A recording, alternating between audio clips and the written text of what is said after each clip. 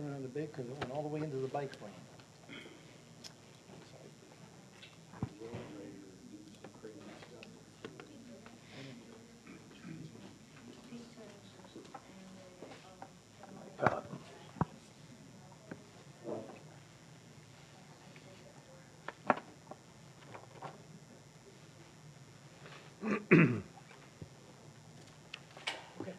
All right, mic's on. Mic on? All right, good evening, everyone. I call the City of Richland Hills City Council Workshop of Monday, April 27th, 2026 to order at 5:30 PM. We'll start with item A, that's discuss items listed on tonight's City Council agenda. No action will be taken and each item will be considered during the regular session. So does council have any items that they want to talk about at this time? Okay, all right, moving on to item B, Bialectic Street Survey Program. Jason, would you like to introduce this item? So thank you, Mayor and Council. Good evening.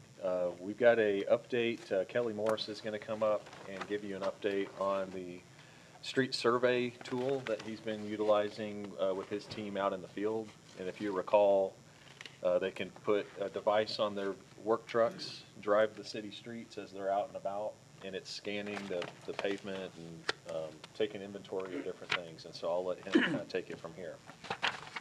Good evening, Mayor and Council. Kelly Morris with the Public Works Department. Just a quick background on it. Back in January, it was approved for the contract of Bialectic. That's going to give us a full year worth of use. This program, it allows us, the city, to scan our own streets, and we can scan them as many times as we want throughout the year, consistently updating as projects progress. After we do our scan, AI in turn creates a pavement condition index score, basically how we score our streets from 100 being the best, 1 and 0 being the worst. We have taken our data from Bialectic and combined it with HAF's GIS system, now that we can integrate our underground utilities with our above ground utilities. The cost for Bialectic for the first year was $17,000. There's that initiation cost. The first year after is going to be $13,500. Cost of competitors we had rough quotes on was around $60,000, and that was for one scan only. This will be funded out of our fiscal year 26 utility fund. This is our initial scan. Like I said, we can do more scans. We were missing some segments here, and we found better ways to, if you go up and down the street both ways, you collect a little bit more data, it gets a little more specific. So we're still in the process of that, but here's just a teaser of the initial scan. As you see on the top right, didn't get the greatest score of a 48, but this does help us and points us in a direction. Something that takes away our bias, right? We're not just going for the streets we think need improvement. This is basically, it's color coding it for us. Here's a side-by-side from the PCI taken back in 2017. I tried blowing them up as big as I could, but This is one that we did with one of those third-party companies. It was a one-time scan, Yep. and we passed on that information to HAF Associates. So this is, I mean, you can kind of see some of the streets that Kelly's team has worked on over the last year or so that were not green on the right, and now they're green on the left. So it's definitely. you kind of see the roadways that weren't as bad, but now they're getting to the point of needed replacement.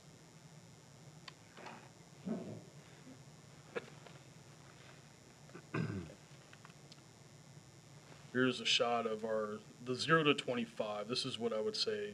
This is what I would point at. wow. These roadways needed dire attention. Okay. So Kelly, describe a little bit about what would you see if you're on one of these streets? Potholes, cracking. This potholes, this cracking. This is just failed asphalt. This is also, it's looking at curb and gutter that's failed. If you click on each segment, I don't know if you can kind of see the dots. Sorry, I don't have the mouse to. Yeah. Right. You see the dot, so you can actually click on the dot and it'll pull the picture up of what and why. Oh, that piece, okay. Nice. What is Kelly, what is the resolution of the coloring? Is it Every 20 feet, 1 foot, 50 foot, 100 I feet? think it's every 12 feet. It's 12 feet. taking a picture. Okay, And that's what those dots represent. Is that so picture. if it's red, it's every 12 feet it's red, if it's that bad, okay, gotcha. It looks like 80% of the bad streets are on the south side, too. Yeah. A lot of it, yes. Yeah. So, are we gonna be able to make this publicly facing? Give me a Down the couple road? slides. Yeah. Give me a couple slides. I can. Okay. Happy to tee it up. Now, Kelly, what's the difference when I'm looking on the far left where it's talking about the road condition, the dark red, and then there's a black that's little? So the black is fail. represents that 10 to 0 range. So the worst of the worst. That's the failed. No, So well, that is total reconstruction. This is just pavement. Yeah. So Oh, this is just of pavement. yeah, so total reconstruction of the pavement, the roadway itself. This data isn't telling us what's underground. Right, right. Give me a couple more slides. there. Okay, yeah, yeah. We'll let you go for a Surface- while before we ask surface. too many more questions. Thanks. Here's another nice tool that creates asset management for our signage. It also detects if the sign needs replaced, if the sign's fading, it's dirty, if, you know, if it's got stickers on it. So this is nice for us. That way we're not driving around aimlessly looking for bad signs. I can put together a list from the spreadsheet it creates here, put the order in, and send the guys out. That makes it easier. Now here's our PCI on GIS now.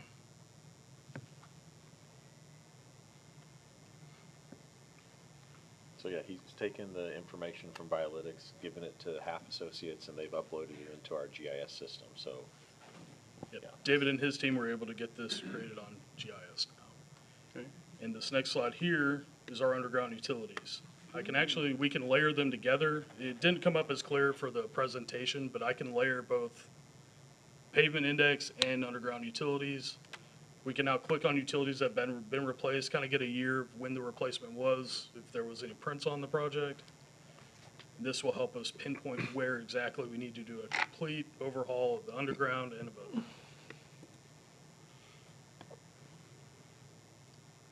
And so what's the difference in the colors, the green and the blue? The green is our wastewater system and the blue is our water system. Thank you, sir. It's like Sim City.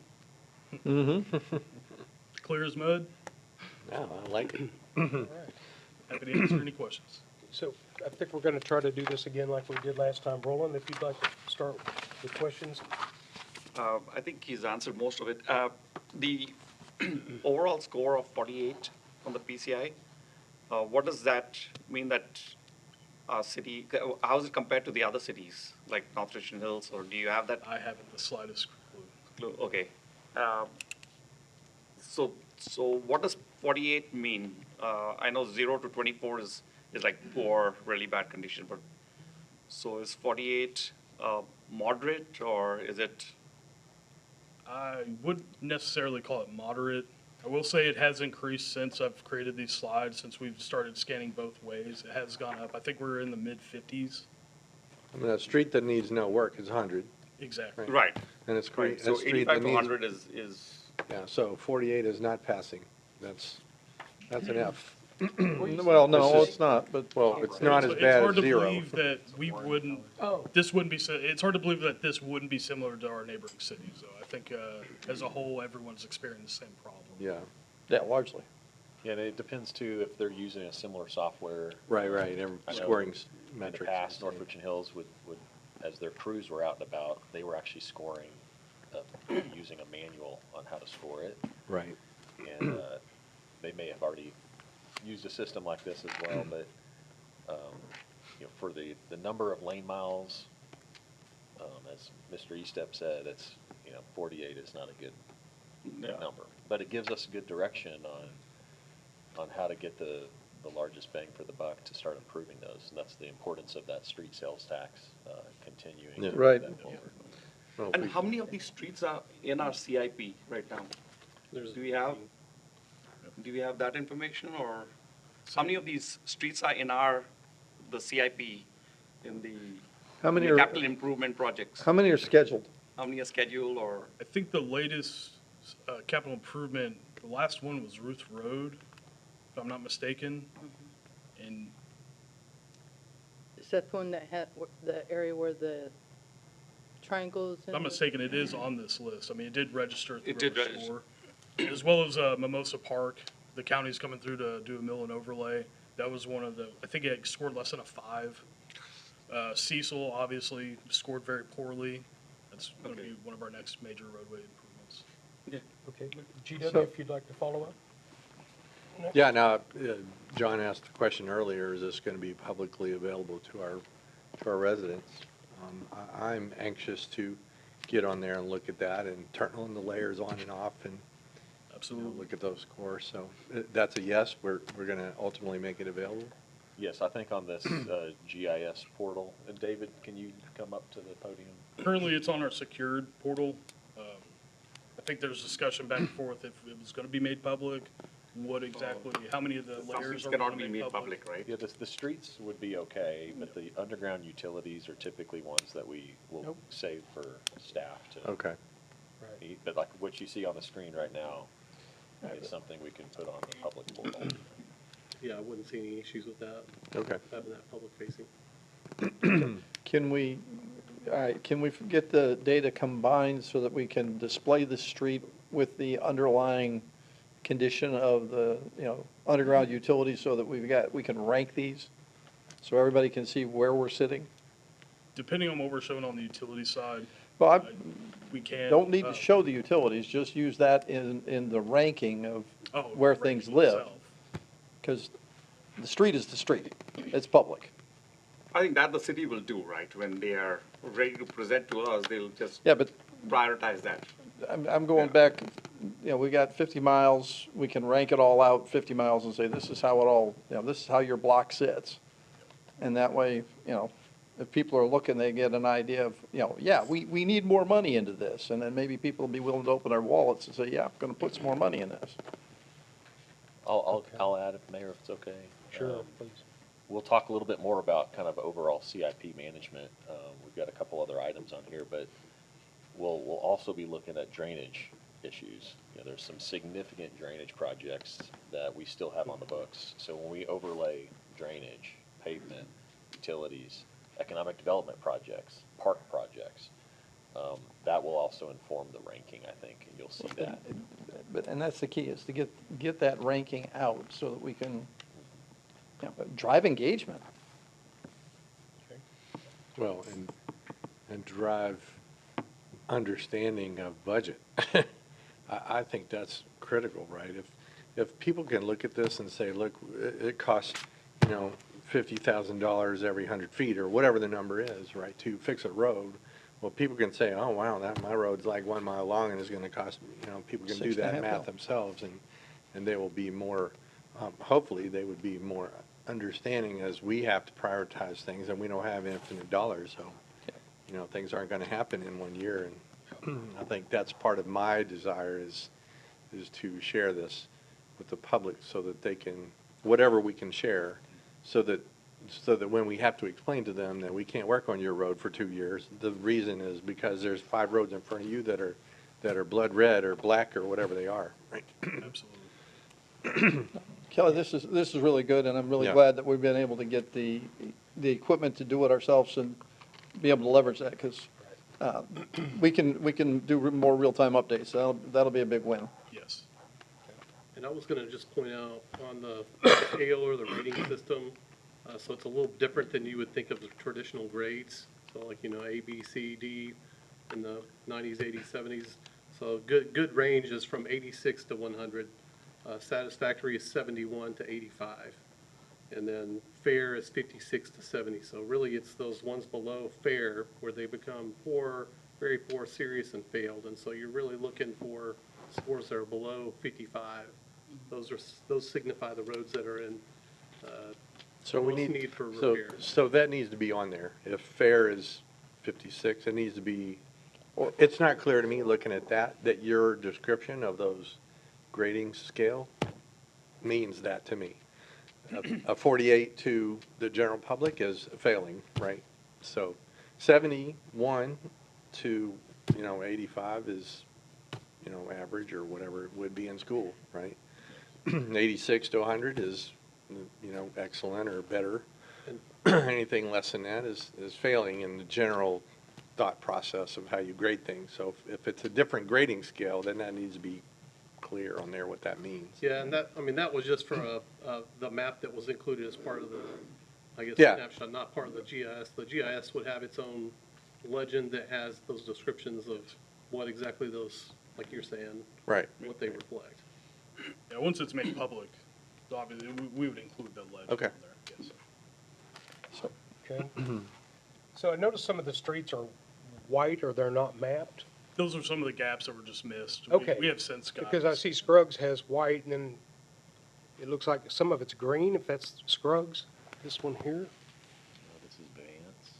that's Vance, okay. Well, there's a couple That's- sections of Scruggs that Yeah. wasn't even So- mapped yet. The map lines don't The- match up The too, one, so. the con about Violytics and scanning it ourselves, it's using a cell phone we mount on the hood. The Uh-huh. guys are having to look out at the cell phone to see where they have and haven't gone.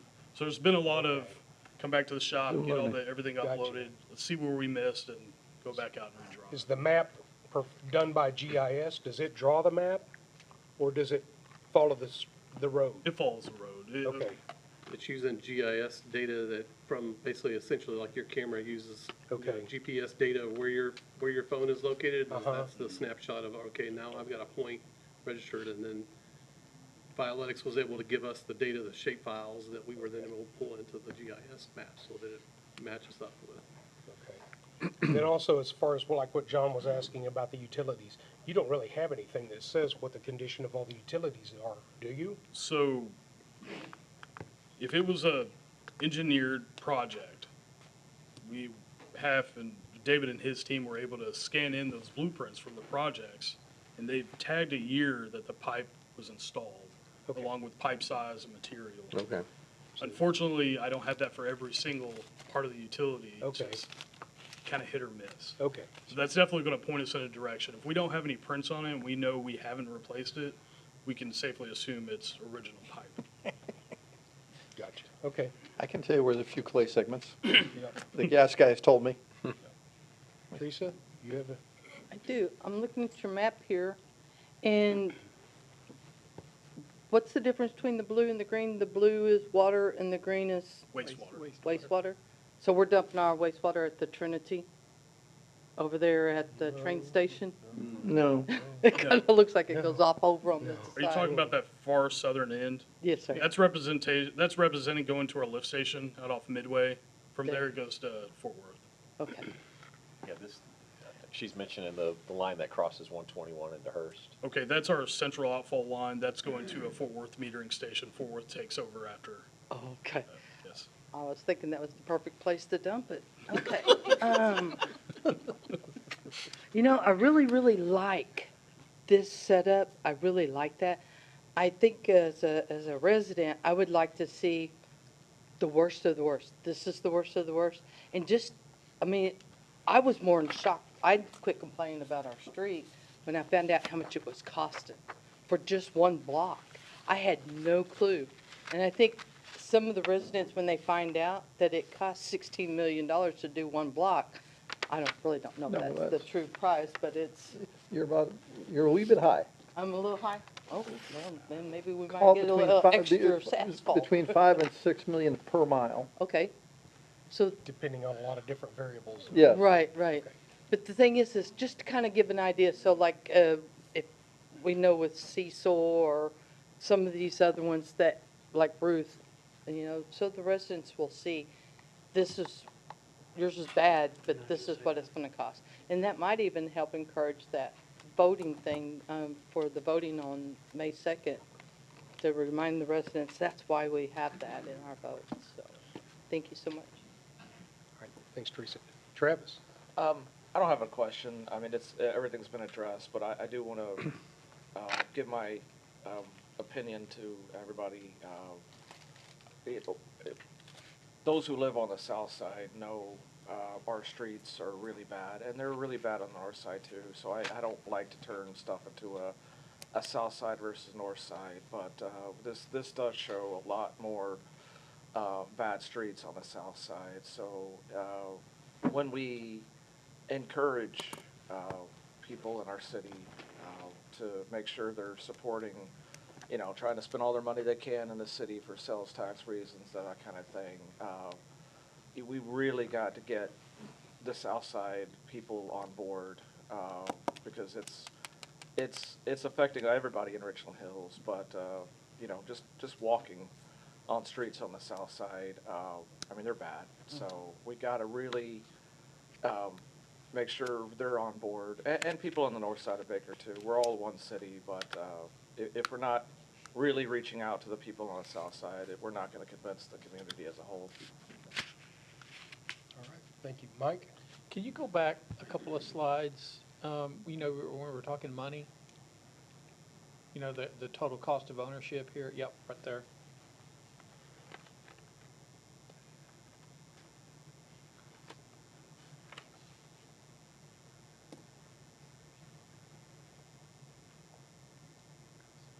Was there upfront dollars associated with this software? I think that's what that $3,500 was. Included the setup fee, and then going forward, it would be 13,500. Okay, that's, okay, so it's in that 17,000, okay. And Basically was it a long term? 3,500. Was it Yeah.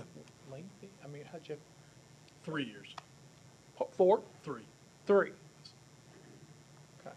So do we plan to do this annually or like, what's our plan on this moving year. forward? Since we got the software right now, but we need to do streets and do stuff to at least make a difference. The plan at this point was at least annually, but more than likely a couple times a year, Okay. as a kind of a check-in, and especially when we get county projects moving forward with mill Like- overlays, and then moving forward with other bond projects. Especially after we finish up the 6 streets projects, we would make sure that's getting logged. I mean, Okay. I'm curious to see what that score is gonna be with 6 new roadways. Let's Yeah. hope it's good. It would seem like that we could use this data to actually support our request for funds, county funds or whatever. to Oh, absolutely. Make it more, you know, tangible for them to support us doing these projects. Jason, sorry. Jason, you were here when we did Popplewell, right? Yes. So here, Popplewell, most of it shows red. And so how long does these streets, Now, once again, this may have been, we had only scanned it going one direction. We hadn't quite got to that scanning the second direction. So it's pretty orange and then yellow segments. Mhm. So the yellow for David, that's gonna be more of the fair. Yep. Whereas the orange is gonna be in that kind of poor range. Now, part of what I was asking Kelly earlier was, you know, is it monitoring how many cracks? You know, so that we'll see, typically when you put asphalt road in, within a couple years, you'll get cracking, and so we can come in with crack seal, and you'll start getting some spalling of material that shears off. We have a lot of drainage issues, and so I think even though we go in and rebuild a street, Yeah. sometimes the drainage impacts the condition and the longevity. So that's why we need to look at this holistically. yeah. Right. Like- Does the collection of this include accelerometers, or is it just visual? Like, if you hit a bump, does that score it badly, or? I'd be lying if I had an answer for it. I'd get Okay. back with you on that, though. 'Cause, for example, there's some pretty big bumps on Popplewell. If accelerations are included in how good a road is, not smooth, then that could cause Popplewell, otherwise looks nice, to, Yep. you know, score a little I bit think worse. Popplewell's in great condition. I think it is too. I'm saying, if the measuring of this includes accelerations, like you're hitting those bumps pretty hard, Oh, well. I'd it put, could cause the score to go down. I would a little expect that that would be part of this case, I would. because it's part of the phone it's recording it, so I would expect that those bumps that would get recorded, it would only make sense. Okay. A follow-up. Is there any chance that we can sit down and put in, as we're putting this together, say, okay, this is a street that is a mill and overlay, and we need to explain that, versus this is a street that needs a rebuild? Absolutely. Because it makes a huge difference in the price, it makes a huge difference in the time requirements. Yes. Yeah, and that's part of the plan too. We're not only just pinpointing, hey, these are the disaster areas. We also want to see, okay, if we're in the poor and the fair, but if we can do an overlay and save substantial amount of money, but get us back into a good and satisfactory zone. Yeah, and this Yeah. is the beginning of an asset management plan. Yes. Very robust, because now that we have the streets, we do the streets in 2026, we know 20 years from now, they've got to be redone. 2 years from now, we're going to crack seal. 5 years, we're going to slurry seal. Yeah. Right. And then we can put that into a long-term. Yeah, we need it in the maintenance budget. 6 months from now or whatever, you drive it again, compare, make adjustments, that kind of thing. So, you know, one thing that impressed me though is, we just bought this in when, January? And you've already done it? Yeah. Pretty good, We gotta start. yeah. There's some other tools and features we're playing around as well. Yeah. more You have so. other modules you can buy too? Or just Not that I this? know of. Okay. So there was a sewer and drainage study we did at the same time we did the streets back 2017. Is there a plan, do we have that?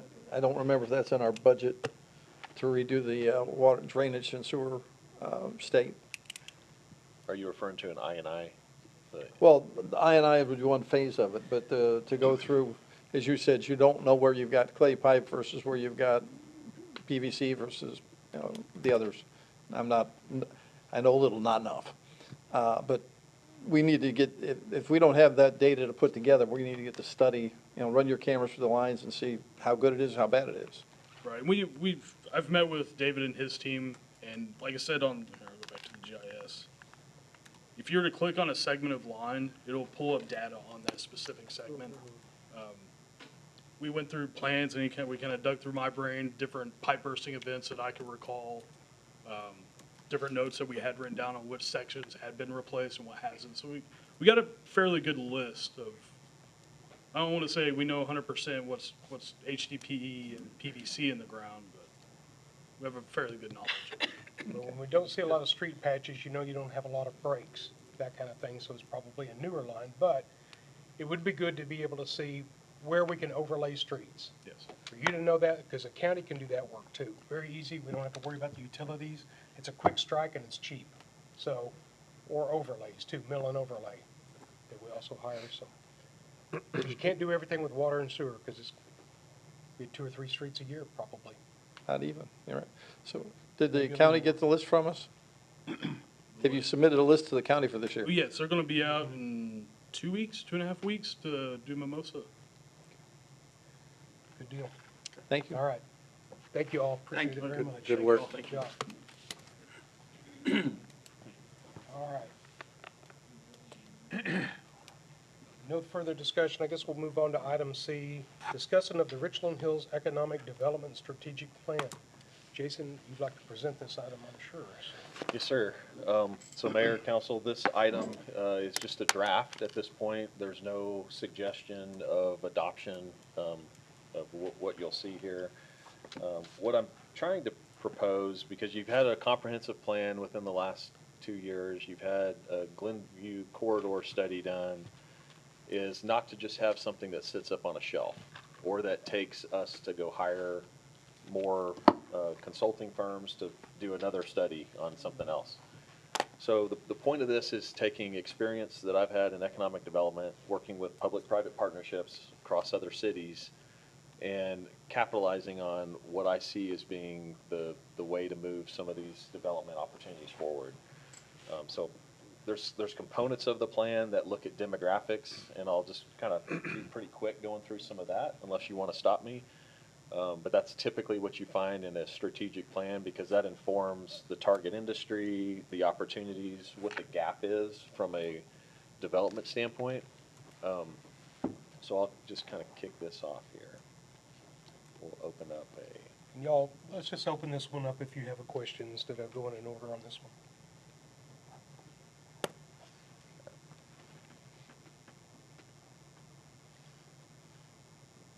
Okay. So again, this plan is really to just be focused on where these development opportunities are going to exist based on what you've told us are your priorities throughout the last couple months. And so we're looking at everything from how to how to assemble parcels, where are the most attractive parcels for current development right now, what are going to be opportunities to capitalize on new infrastructure as that comes in, and maybe that's the partnership level that we would have. And then also looking at what are some potential tax tools that we can leverage to help advance some of these projects. So this is just a typical data slide. Keep going. So our competitive position, we've got a small city, but we've got the best location, I think, in the Metroplex with just the access. It's mostly single-family residential, and we've got some, industrial business sectors, but as far as retail and other types of sales tax that can lower our property tax, that's something we don't have and that we need to seek to build on. So right now, kind of talk about the macroeconomics going on in the state of Texas and beyond. You've got oil prices going up, you've got inflation probably kicking back up. But in our Metroplex, we've been pretty buffered throughout these cycles. And so right now is still a good opportunity. I think with a new Fed chair possibly coming on in the next month, that could have some impacts on interest rates, and that directly impacts investors for projects like this. Back in October of 2023, when interest rates shot up, you saw a lot of projects stall, and I think there's so much pent-up demand that some of that is going to come back. Even though the interest rates haven't come down, you're going to see project costs that have gone up, the rents have gone up, and so it's kind of been proportionate. So where are we in terms of kind of the tools and the existing area that we're in? Because our demographic profile kind of fits into a bigger federal zone, there's 2 programs within the city of Richland Hills that we can really look at as potential tools. And I'll get into more of the specifics of these, but opportunity zones, this is called Opportunity Zone 2.0, which is federal legislation. This came out in 2017 with the jobs and tax cuts from President Trump the first term. And it was a very attractive tool for investors to come in and deploy capital gains and appreciation to basically lower their tax burden. And so 2.0 is kind of a new and improved. It's actually going to it's made it permanent, and this was a part of the big, beautiful bill. The new market tax credit is another tool. It's a little more nuanced in how you can deploy the capital there, but essentially it allows investors to reduce their federal income tax burden through investing in these certain parcels. And we have properties within Richland Hills that you can utilize these on. So this I thought was interesting. This is just, again, this is the demographic profile, but when restaurants, retailers, entertainment users, developers are looking at a city or where specifically they want to develop, and I'll remind you, I think I mentioned this before, they're not looking at Richland Hills city limits. They're looking at a particular node or a corridor, and then they pull the demographics from there. So, this is true within the city limits of Richland Hills. 38.9% of our area are called new suburban families. And these titles are the psychographic profile that's determined by the census data. And so what you'll see is, what is a new suburban family? They want clean, shaded, easy to park, family-serving places. Older empty nesters, there's 18.8% of households. Those are 65 and older.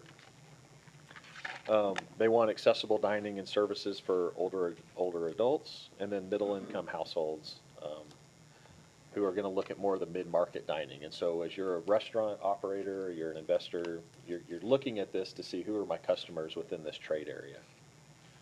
So our trade area, if you just looked at Richland Hills and said, okay, you got 8,700 residents, that's not enough to support a Chick-fil-A, but 175,000 people is enough.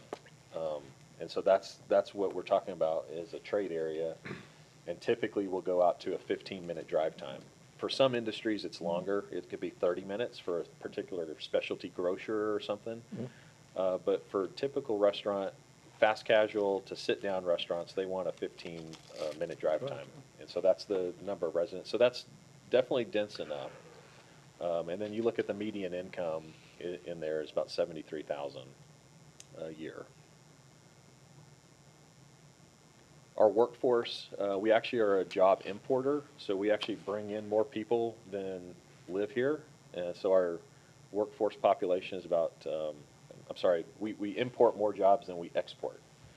So people that work here are coming from outside, coming in. It's about 6,800 employees in our city.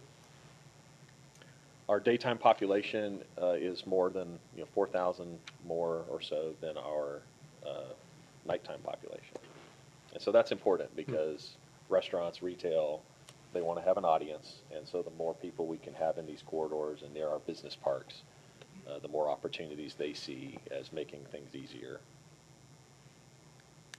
I usually don't like talking about retail leakage because we're so close to the Northeast Mall. What happens on these reports is it says we've got $8.2 million annually going to full-service restaurants. So that means Richland Hills residents are spending $8.2 million going outside the city limits to go shop or eat at a full-service restaurant.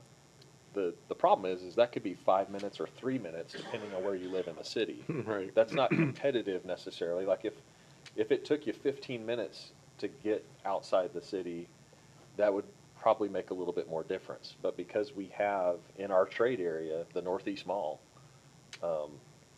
that's kind of skewing the number a little bit. But nonetheless, it still shows a big enough number that there's people spending $8.2 million on full service restaurants, and not just fast casual or drive-through. So market opportunities, where the gaps are, definitely full service restaurants. We've got El Chico, Roots Cafe, and a handful of others that are considered what you would call a full service in our trade area. Bars and third places, those are things that are going to bring additional sales tax from outside in. These are, part of the goal here is to generate new sales tax. And how do we do that? We go back to that market profile of who is our audience, and that's typically what they're looking for, is family places for full-service restaurants, and then bars and third places to entertain. All right, so in looking at Richland Hills, just from this kind of lens or this perspective, there's really 3 tiers that we're looking at as far as development opportunities go.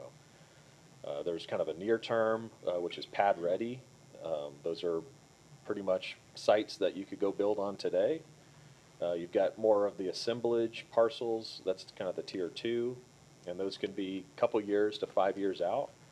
And this is important because I'll tell you this probably every time we ever talk about an economic development project, 4 to 5, 6 years is a typical project.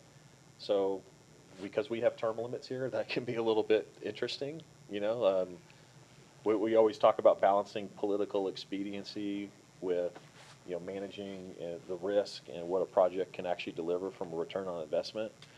So we are going to remind you every time that, hey, this is probably 5 years from opening, or this is, because we've got to do a lot of things. We have a pre-development phase that Mr. Duque works on with development services.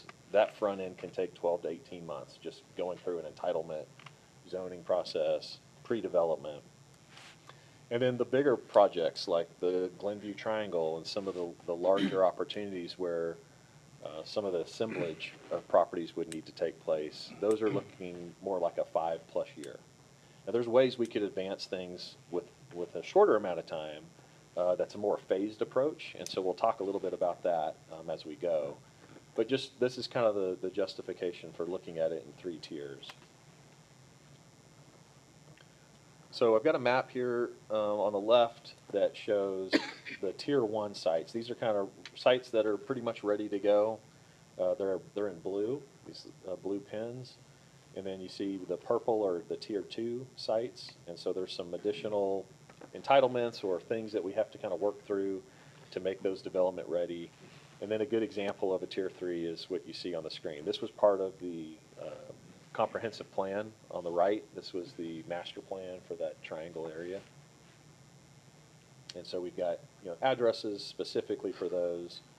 And that's not just to say, hey, we're just gonna go after these, there's no other ones, but just identified already in a development opportunity presentation that JP has put together. We've started talking to developers about these specifically.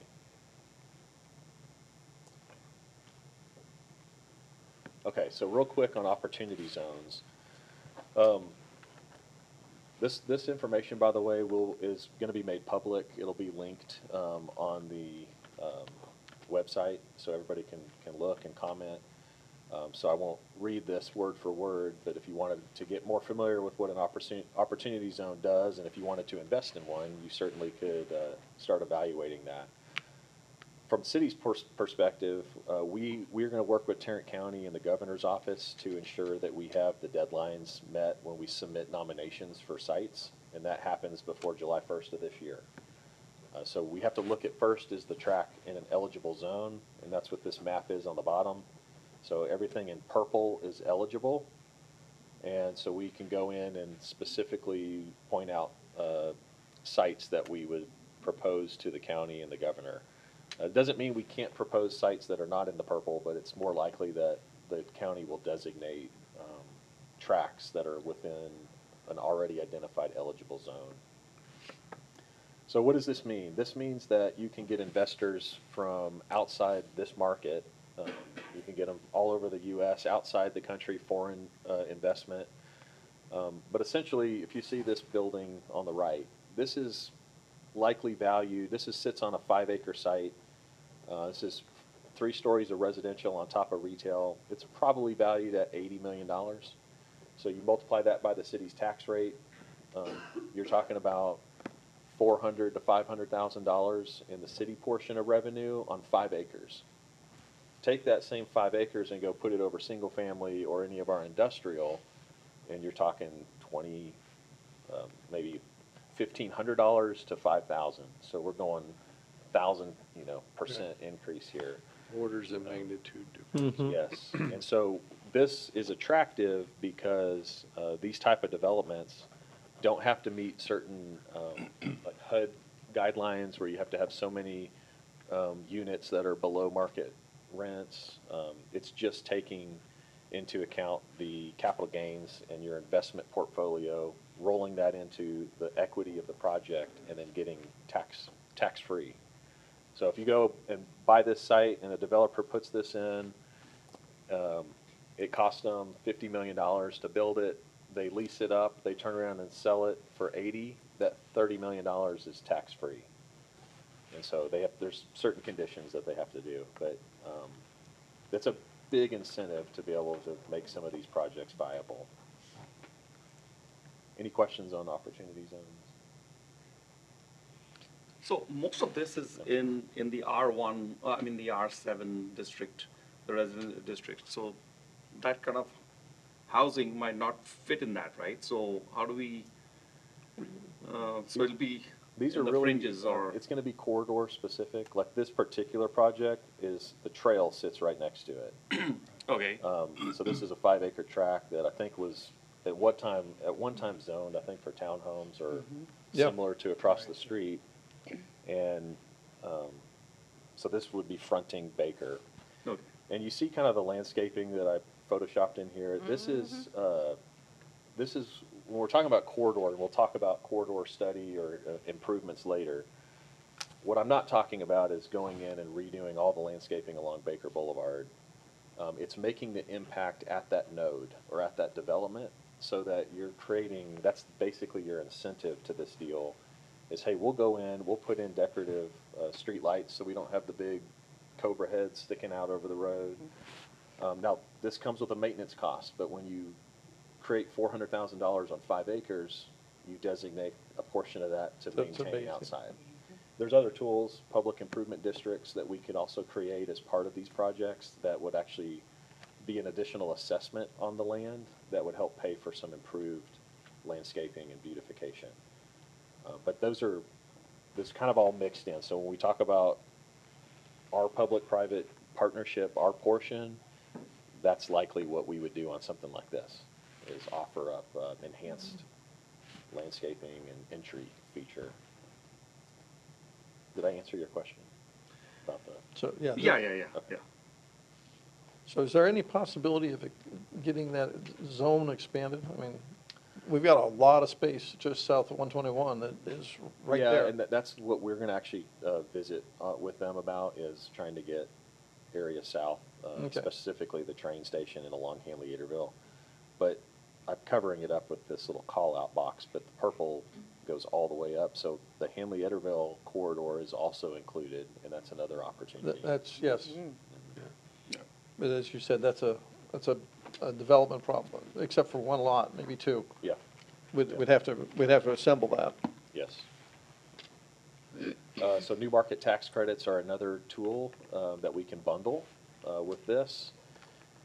And so this actually involves a couple other entities. There's a community development entity that is basically a nonprofit that loans the funds that you put your money into. And so those are tools that we have to work through at the city level that we'll work with. The CDFI, we would work with, there's other CDFIs that are designated throughout the area. So it's not very complicated for us.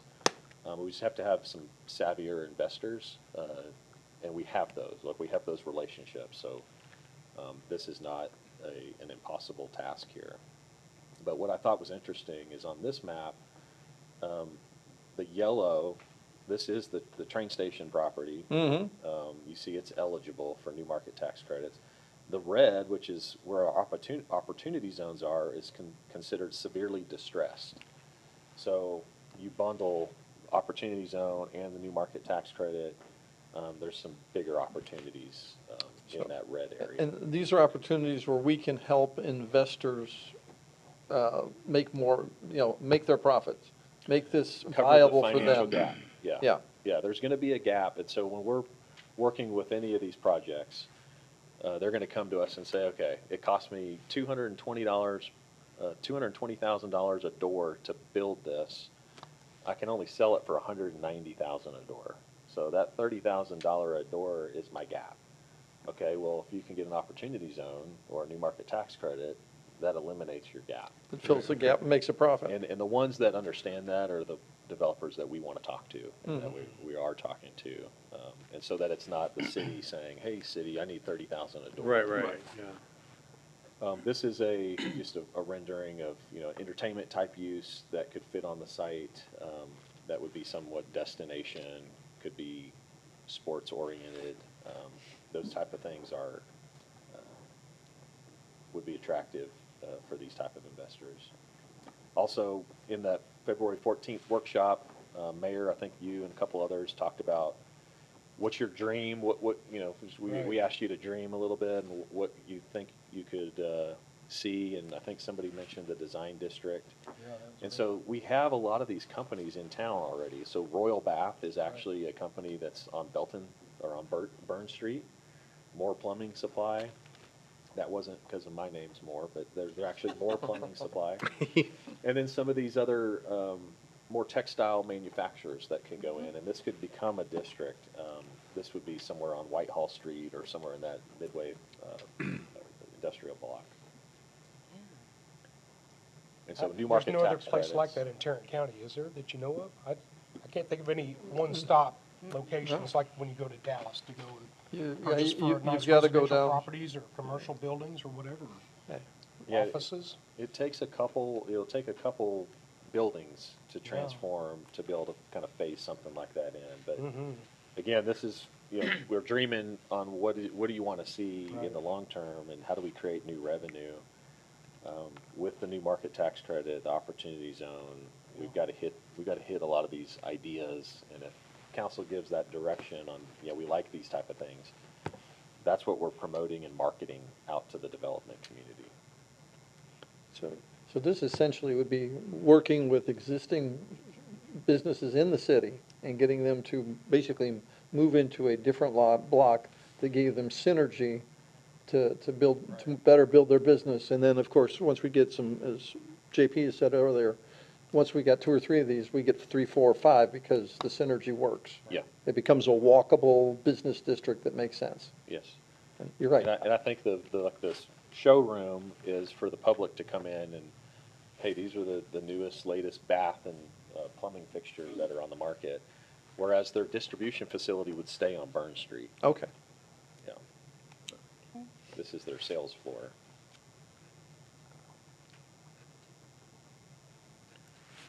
Okay, so this is what we're doing right now to kind of control the process. Not control in the sense that we're going to take over somebody's property, but just in how we go about approaching this and working with developers. So obviously, we've identified different parcels. We've put kind of marketing materials together. JP's done a really good job with a big presentation. We've already sent that out to quite a few developers and gotten really good feedback on those.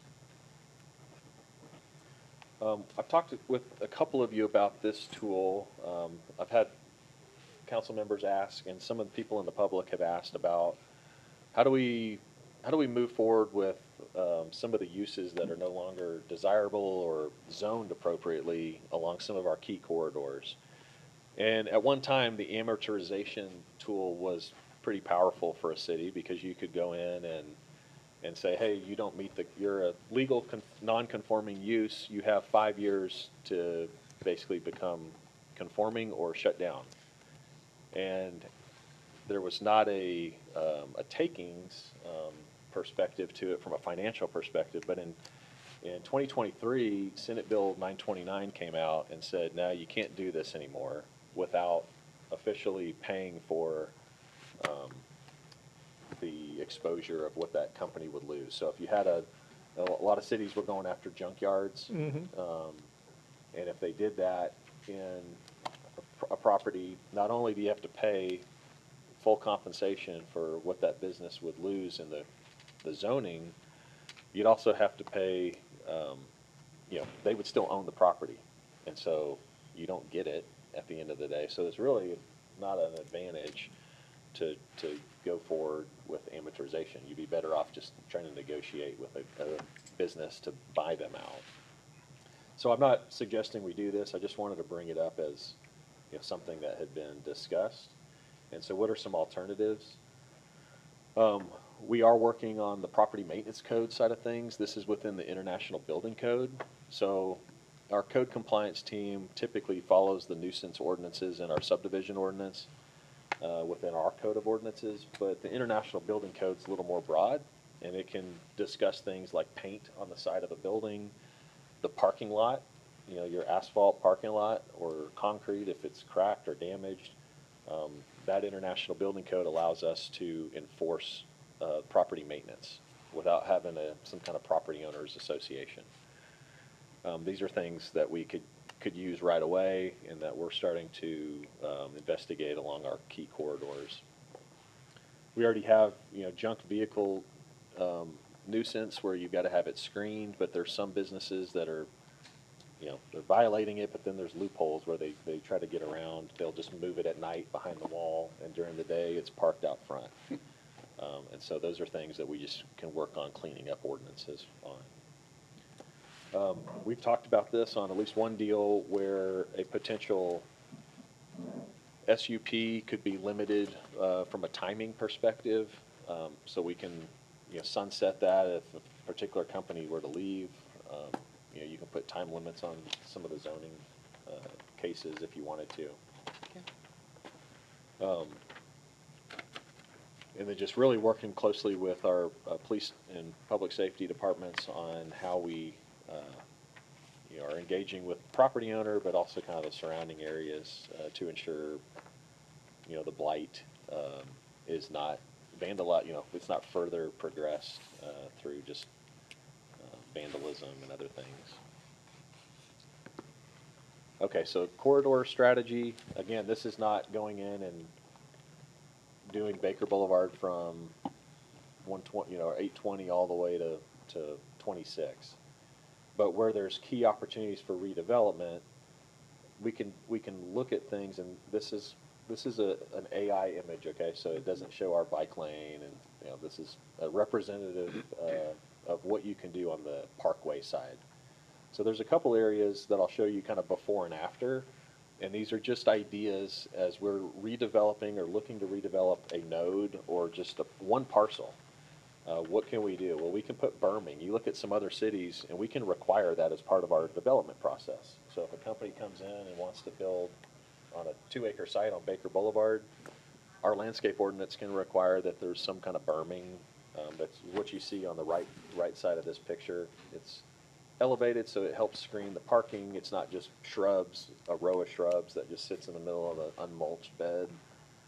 Again, these are things that we'd have to work as a public-private partnership so that we're not on the hook for maintenance, or if we are, it's because we have a significant return on investment from the new property.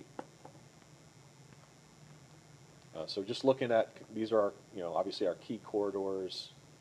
I've talked to staff about, what is our front door when we're looking at things from code enforcement, from parks and medians and right-of-way and landscaping. How do we look at it? And then this is where we want the public and city council's feedback as we go on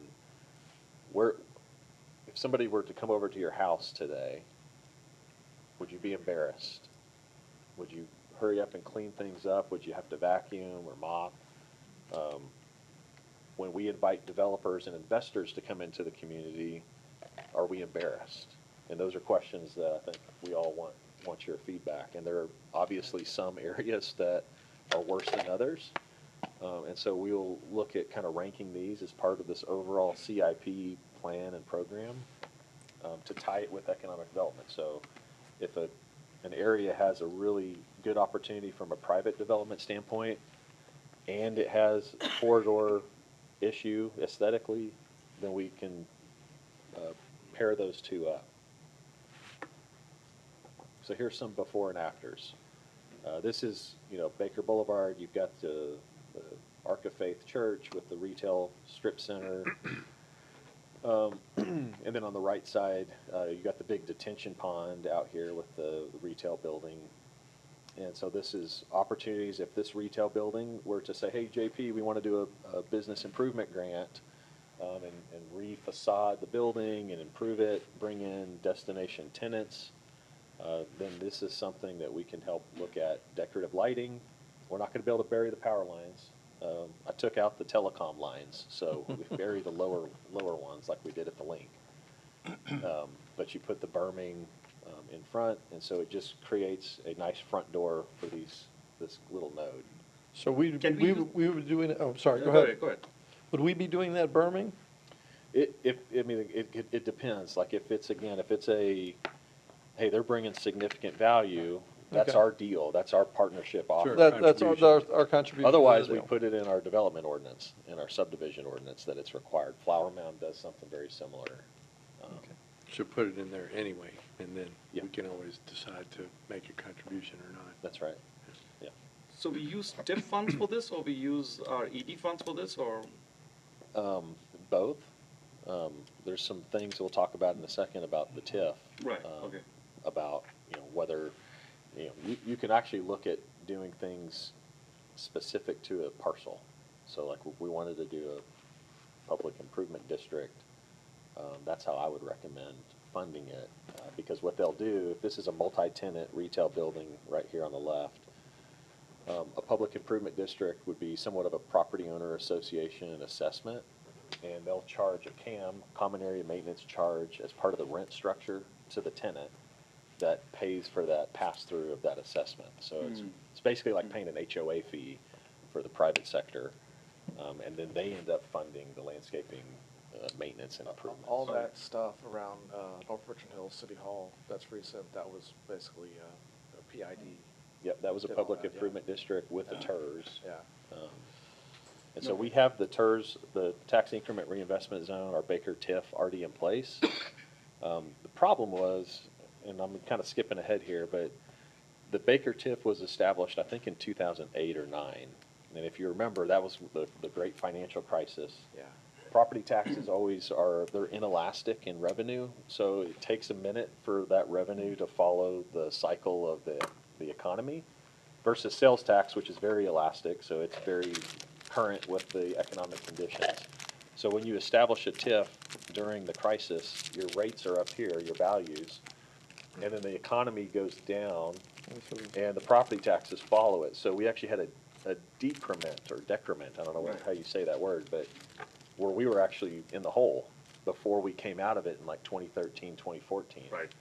And so it's not performed really well, and I'm gonna recommend in a little bit here that we may look at dissolving that TIF and taking that recurring for $350,000, $400,000 in revenue and just bringing it back to the general fund.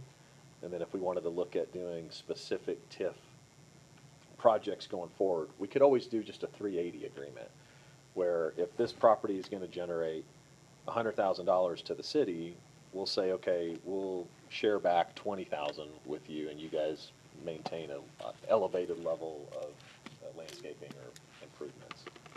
So those are things we can look at on a case-by-case basis.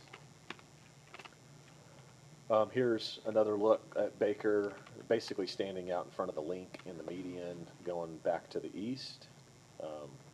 You know, this is, you see on the picture on the left, this is all TxDOT right-of-way.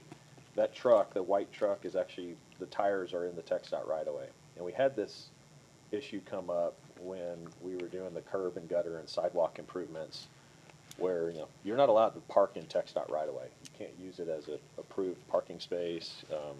They don't want you in there. They also don't enforce it.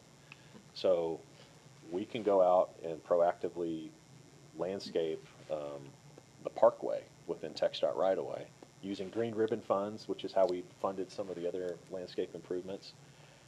We can put in decorative lighting. That side of the street, you see the Cobra head in the background. You know, take those out and put in more decorative lighting, and just do this one intersection at a time to help improve that image. Hanley Itterville, I've heard a lot of people talk about just kind of the different, you know, just the different fence materials as you go, because you see the backs of people's properties. It's not to pick on any particular homeowner here, but there are opportunities to soften the noise that's created from the roadway traffic into the neighborhood with landscaping. And so this would be adding additional landscaping between the fence and the roadway, and this would be, you know, higher shrub lines that are, you know, more of a hedge that would screen those fences, and then some more perennial type ornamental plants out towards the street on both sides, just and this is attractive to now this vacant parcel that wraps all the way on the other side of McDonald's. There's a drainage channel that comes through here. But when they see this driving in, it's more attractive for an investor to come in. This is one of the ugly front doors. Yeah. Yeah. Oh, this is, It's terrible. And then Boulevard 26, same condition, TxDOT right-of-way, goes all the way to the wheel stops here. And, you know, it's the question always is, well, who's supposed to maintain between the shoulder and the wheel stop? And if it's paved like this, it's just like your front yard at your house. You're responsible to maintain all the way up to the curb, even though the city's right-of-way comes about 10 feet typically on the back Into side your of the property. curb. You still have to mow it. In this case, it would be on the property owner to come in and fix the spalling that you see along the parkway. But an improvement, and Benbrook did a really good job, if you've ever been out to Benbrook on 377, of their right-of-way improvements. They have a lot of the similar conditions where you've got big power lines, just kind of a hodgepodge of business types, but it looks really nice with the new corridor improvements that were done. So again, if Pizza Inn came in and said, hey, we want a building improvement grant, and the building actually looks pretty good today, this whole development looks pretty good, but that could be something that we just work with them on to get this intersection or this node improved.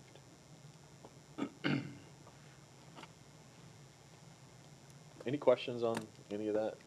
I was going to tell you, I talked to a city council member for Benbrook, and we were in one of them small town meeting things. And she was telling us that once they started working on 377, just a little bit of beautification, that they filled it all up with With business? It's with full, businesses. yeah. Yeah, it's full. But she said before, they couldn't never get nobody No. in there, and until they started doing their little beautification spots, and now you just can't even find a spot in there. Yeah, that's a good point. I heard the mayor of Grand Prairie say one time that, you know, if you want people to invest in you, you have to invest in yourself. And, you know, obviously we gotta have revenue to do that, so, we'll talk about that here in a second. Any other questions, sorry? No, and just one, the trick on this stuff is making sure that when we get it in, that it's put in properly so that we aren't redoing it every year. Yeah. Because otherwise, it's a hole in the ground you put money into. Yeah. A lot of the challenges, and I know Eric can probably speak to this, but when you're in TechStart right away, you can't use spray heads. So the drip irrigation is all you're allowed to use, and you know, you see drip tubes sticking out all the time. And then it's harder to water in our climate with drip, unless you go with very hardy xeriscape type materials. But that's one of the problems, I think, with TechStart right away is landscaping those. That's a struggle in Baker for sure. Well, yeah, And then you have the heat from the cars and the heat from the road, from, you know, just the sun beating on it. okay, so It just, that would definitely be an item that we really have to focus on, because we, as you say, we don't have the money to redo this. Yeah. And if that means we gotta hire somebody that's gonna be, you know, that's their full-time job, is water in the yard, then we just need to make sure that it's in the plan. Yeah. I think with, you know, landscape architects, that's kind of specialize in this type of programming for landscaping in right-of-ways is something we can tailor an RFP to. If we were to move forward with some type of design, you know, Half Associates has this very strong landscape architect department as well, but those are things we would look at. And then the maintenance, again, we want to tie this back to some other private development, not just let's do it to make it look pretty. Like, we still need to have a good tie of return on investment to be able to justify it. Okay, typical SWOT analysis. These are things I think you guys we've already talked about in other meetings. What's interesting, I like this thread of inner ring suburb competition is very true as of right now. If you look at Haltom City, they just opened they're in development with the H Mart and all the stuff around there. They've gone out and kind of created or determined their own destiny by purchasing a lot of land with their EDC over the last decade or so. And so they've kind of put themselves in a position to be marketable from an industrial, office, residential, and retail corridor. And so these are who we're competing with. Obviously, City Point is maturing now. They're starting to work on retail, restaurants in kind of their core streets that lead up to the city hall there. And so these are things that we have to keep in mind from a timing perspective and where investment goes. Deals typically go where investment flows, and investment flows where infrastructure grows. And so those are what we are trying to market and kind of spin that back to Richland Hills, where our infrastructure is already here. We just need the investors to come. And if we can get those, more deals will continue to flow. Jason, on one of the pictures that you had that showed the triangle corridor, it looked like CVS was cut out of that it was still the old building. Yeah, that plan, I'm not sure who performed that, but that was part of that, the last comprehensive plan that the council had approved. And so I think that that time it was, you know, this is typically a long-term lease. We're not going to assume that that would be redeveloped. But it certainly could be assembled and looked at as that goes. Because I love the cover page of that, the way it was set Oh, yeah. up. I was like, oh, yeah, that's what I would like to see. Understood. Okay, so, again, these are things, just kind of talking more about details of the SWOT. What we just want you to know, we're in the weeds looking at all these things so that we're trying to put the best case forward for why Richland Hills is the best place to invest. And so just know that it's not trying to just get the biggest deal. We still have to focus on our existing businesses. We have to focus on the existing jobs and helping those companies flourish.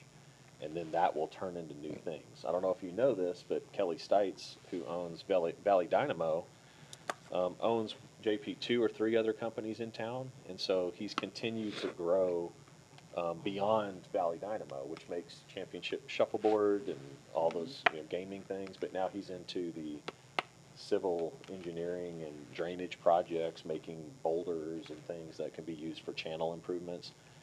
So working with companies that are already here, helping them grow and develop new companies is also going to be top of the list. That's one of our advantages.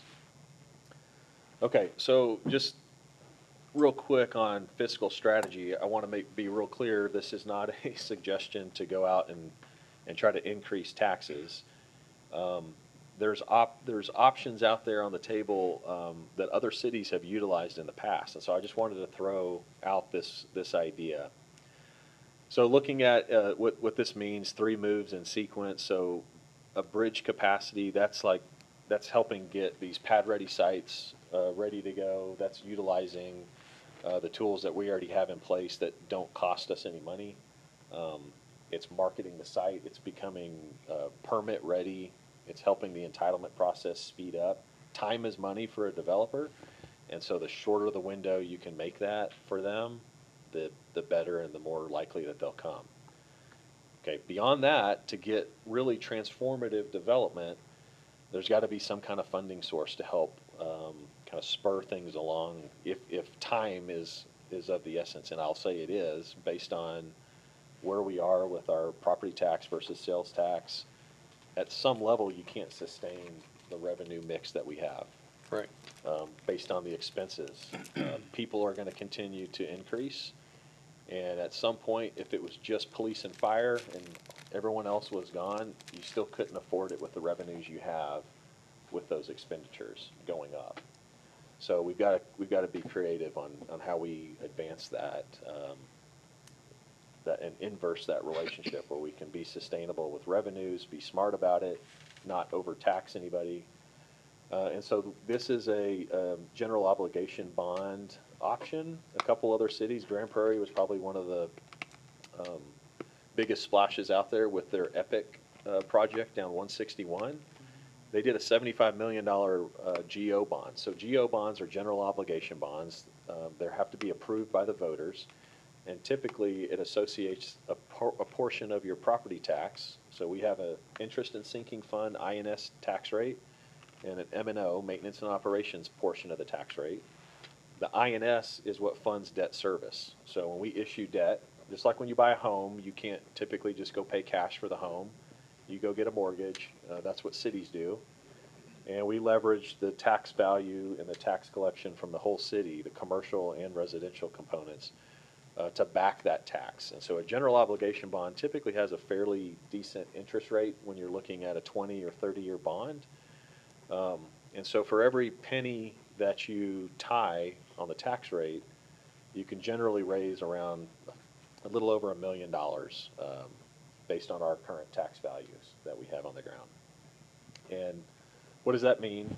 So this presentation will kind of show you some of those numbers. Because our tax values are around $1 billion, so if you took all the properties in Richland Hills and said, how much is all this tax value? It's $800 million to $1 billion. There's a lot of exemptions that the state has put in place that has lowered that a little bit. But if you took our tax rate, our tax value, and multiplied it by 1 penny, that's about $114,000 in gross annual revenue. Okay, you take that and you go get a 20-year bond at a 3-4% interest rate, that gets you about $1 million. And so that's where these numbers come from. To go do a transformative development like the Glenview Triangle, you're going to need $8 to $9 million to help assemble properties. That's actually like about 40% of what you would need it for. Most of it's going to be put into environmental remediation, cleanup, demolition. So there's a lot of costs that if I'm a developer and I can go build on a vacant piece of land somewhere else in Collin County or somewhere that's got land ready to build on, it's easier for me to just go to a green field. If I've got to come in, buy a property, there's a building on it, there's a business on it, it's going to be appraised at a higher value, and then I've got to demo it, and then probably do some type of environmental remediation. The cost just, it doesn't make any It sense. goes up. And so this tool could help unlock what that is. In combination, my recommendation, if you were to ever proceed with some kind of voter consideration for what I'm calling a economic development bond, you could also pair that with a homestead exemption option. Right now, the state allows up to 20% for homestead exemption. They use it right now for the school districts at, I think it's 25%. So if you look at your tax bill that just came out from TAD, it'll break those down for you of what your market value is versus what your tax value is, and it takes out the exemption.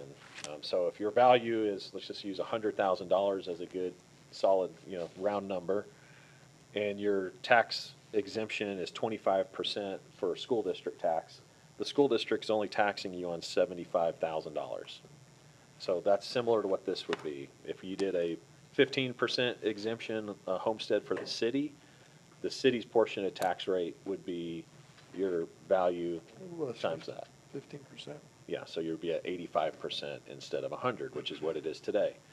This is interesting because Richland Hills has a larger portion of renters throughout the community, and so it doesn't incentivize necessarily the homeowner to not have an exemption. So by offering an exemption, you're giving your homeowners that have invested their homestead here with an option to be exempt.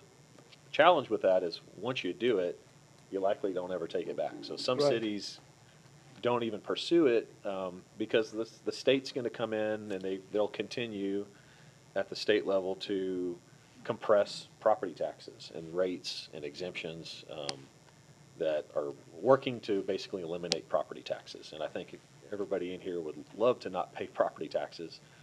The challenge is what that leaves you from a city service perspective. And so these are just, we got to balance these things. And so if you do a GO bond, you would look at maybe doing a homestead exemption as an alternative process to. So essentially, the GO bond basically becomes our funding our city. We're making the investment in us. And then the 15% exemption says, for those folks who have bought in our community, we're going to give you 15% back on your property tax. So they're actually coming out they're paying a little more, but a whole lot less than if we didn't have 15%. Yes. And this is assuming, we haven't talked to the financial advisors or our bond counsel, but this is just assuming that our debt capacity right now is maxed out. Like our INS tax rate, we could levy maybe another $13 million today in our existing rate. I don't know that answer yet, but we're going to investigate that going forward to where you can still do a voter-approved bond, but it may not increase taxes at all because you have the capacity within your rate. But you go ahead and get voter approval so that you have the engagement and you have residents backing what you're wanting to do. I think So it's a great idea to get the resident buy-in that they want to improve, that they want to build they want to build the sales tax rates and are willing to make a bit of an investment up front to do it.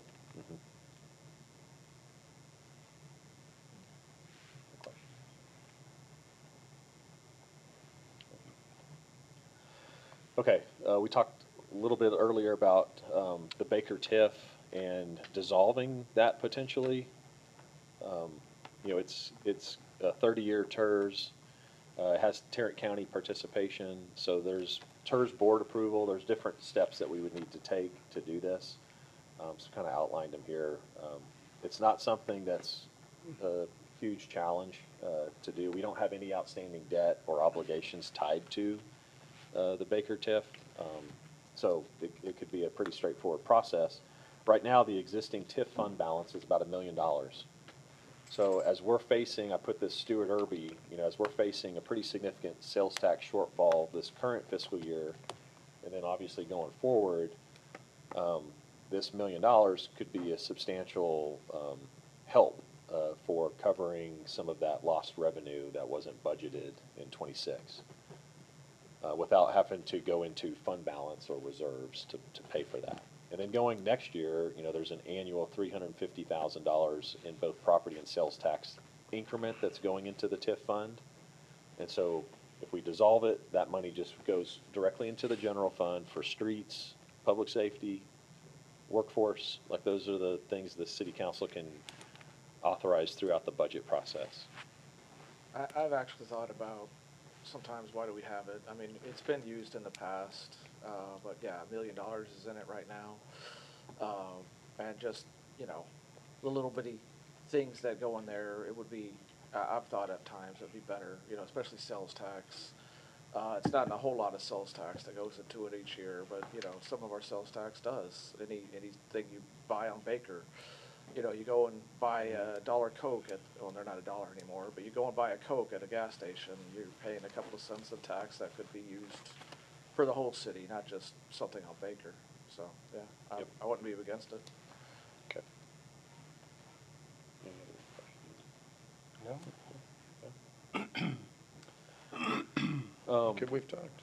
Yeah, so this is, if we were to, do the bond, these are the breakdown I was talking about, where you would spend about 40% towards kind of land banking, utilizing demolition, environmental remediation, infrastructure, drainage. There's always going to be drainage issues. When you start assembling multiple properties, you've got to put the water somewhere.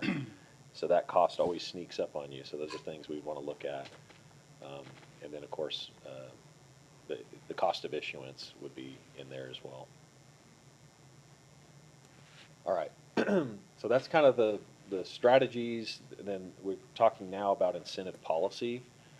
Want to just really define and put this in place. This is really a marketing tool. City Council will always have a case by case. You can make an incentive anytime you want using the various tools that you have out there.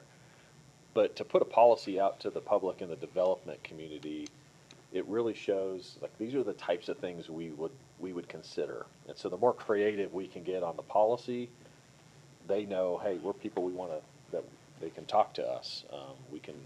We're not necessarily agreeing that we're going to give somebody an incentive if they bring a specific use, but it gives them the comfort and confidence that we know what we're doing. So, couple things here. Always, if I'm bringing you a project, it's going to be a performance agreement. So it has to pay for itself. If a project is going to come in, like Walmart is a good example, that was done with a sales tax share.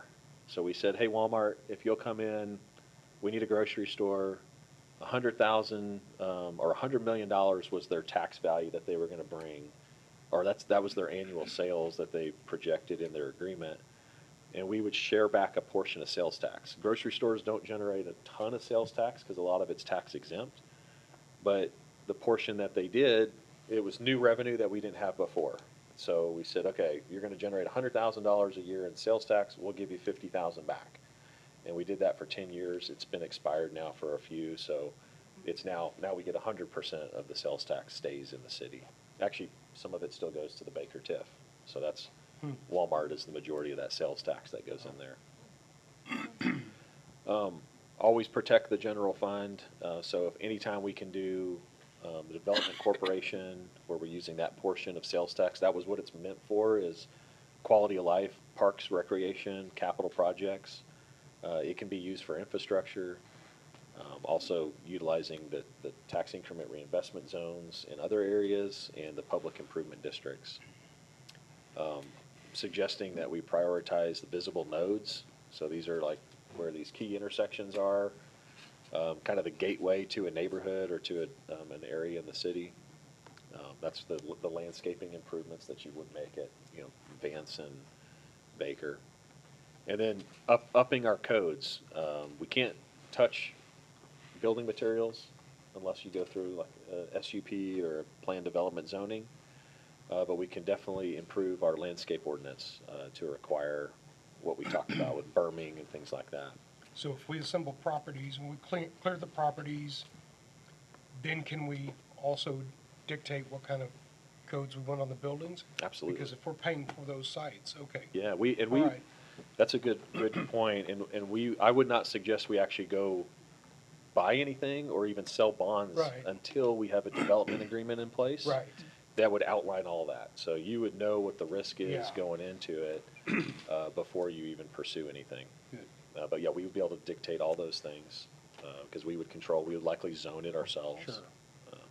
And then we would sell it. We would also sell the land and get revenue back from that. So target project categories, a lot of cities, when they put an incentive policy in place, they'll have what's called target industries. And most cities go after the same types. You know, you've got your different asset classes for real estate. So there's residential, there's Class A office, industrial, professional office. What you see on this is really to generate higher paying jobs and retail, destination, entertainment. Those are what we believe are going to be the categories of projects that we would go after and really pursue. When you talk about the developers too, we're talking about 20 or 30 developers too, aren't you? Mhm. As opposed to just one that's gonna come in and do master development. Yeah. I mean, it's gonna take a lot of players in all this, I'm sure. Absolutely. Okay, this seems to be, I see the last thing, flex, a bit of flex commercial employment. That's a lot of focus on retail. Given some of our traffic counts, is that really is that gonna fly? Yeah, I mean, I think if you're looking at Starbucks, Yeah. used to be a typical 40,000 cars a day. Like that was their standard. If you didn't hit that, they wouldn't even talk to you. That's changed because of, I think, our data tools that we have available to us now. But they just were going after how many cars were driving by that saw my sign. And now, typically you're looking at your Google Maps or wherever you're using, hey, put me a Starbucks on the path to my job. So it's the reason that the employment, kind of the flex commercial is important is to drive the daytime traffic. Daytime traffic to go by the Starbucks. Yeah, to generate incentive, because if you have a lot of residential, which we do, and if you bring in some, Class A multifamily with high density in those kind of nodes that are appropriate for that, they're gonna demand retail services. That could be a haircut place, it could be, Haircut, Chipotle, dentist, those are the type of Insurance. things, neighborhood service retail. So Yeah. will any of this address, I've said this for a long time now, the signs that our businesses put up are so small. And I drive through like North Richland Hills and other cities, and you can see those signs coming down a block away or half a mile away. Ours, I'm like, oh, what was that? I didn't even know we had half the businesses in this city until we did a scavenger hunt. And I didn't know, and because the signs were so small. I mean, you drive past Cat Cafe or Casual Cat Cafe, you don't, I don't have time to go, wonder what that is. Are they selling cats? Are they what? I didn't know. Yeah, I mean, the cities, I would say, are generally going the opposite direction and going from the big pole signs with, it's a lot of visual clutter when you start seeing pole sign, to more monument signs. And I think that's where, like, the technology nowadays is kind of transforming that, where you don't need the big sign. They're not relying on you to see the number of people to see the sign. Just Google Maps. But it's, it's more of an aesthetics thing, and so, Okay. and it's also, and I'll let Elizabeth speak to this if she needs to, but sign code can get real legal because of First Amendment rights. So as soon as you start changing sign ordinances, that can get kind of, Yeah, that would have to be a comprehensive ordinance review, which we certainly could do, but typically we do it all at once so we can get everything up to date. Thank you. I was gonna say, when you said retail, thanks for giving some different examples. Most of the time when I hear retail, and I think most people, they think, a store. And while stores aren't ever gonna go away completely, you know, your typical, unless you're Walmart or Target or something like that, your stores are not as well as they used to be. You know, something like Best Buy is struggling. Best Buy would never expand anymore. They don't have the ability to. The internet just has killed a lot of that. But you gave like one example, a haircut place. You know, you can't get your haircut on the internet. You can have somebody come over to your house and do it maybe, but typically you go somewhere. So that's kind of what I want to mention when I hear retail, is that younger people, and I'm not young anymore, but younger people, they're buying more of that on the internet. You know, Amazon, Walmart.com, that's all I need. So. Yep. Yeah, neighborhood retail, neighborhood services, those are the type of things, the nail salons and things like that serve the neighborhood. Not necessarily bringing outside traffic into the city to bring outside sales tax, but still need to focus on those.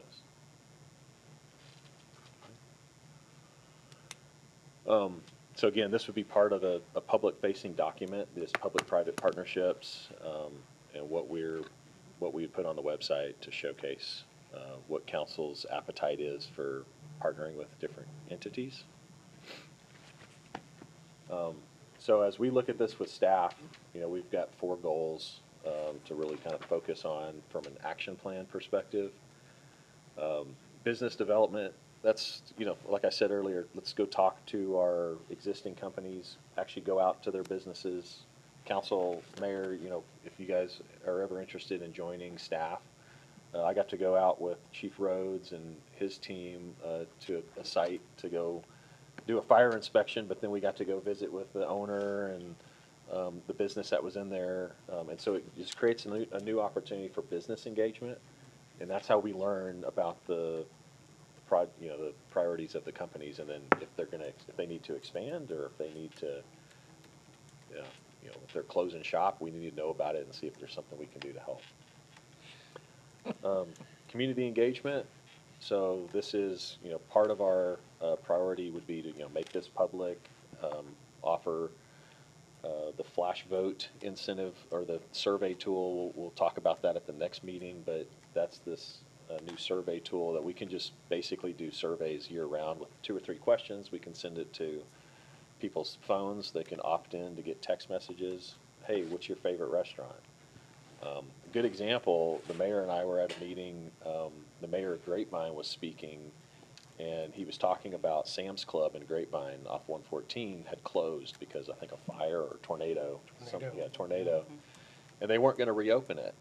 And so he had the community put together like a love note to Walmart and said, we love our Walmart, but we miss our Sam's.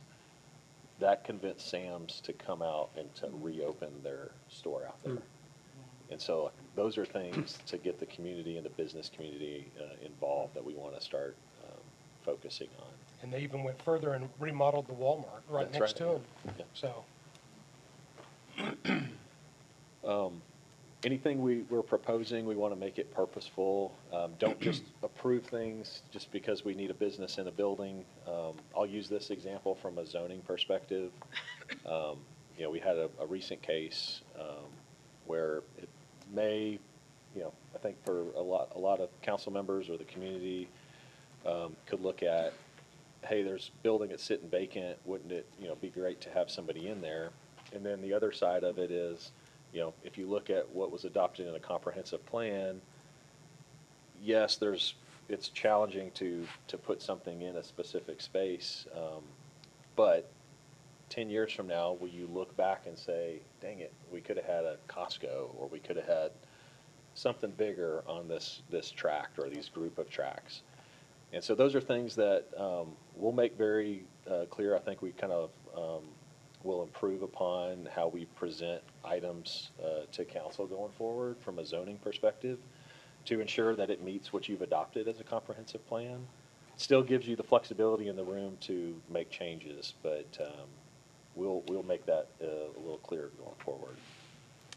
Quality placemaking, you know, in ensuring that we think about our image, you know, like, again, when people come to your house, are you embarrassed about what they're gonna see. Like, that's what we wanna really care about, our image and our infrastructure for the city. This just goes into more specific details, and I'll pause if you'd like, or just keep moving through. But again, this will be available to everyone. Some of the strategies within the goal. So again, we have 4 goals, a few strategies for each goal.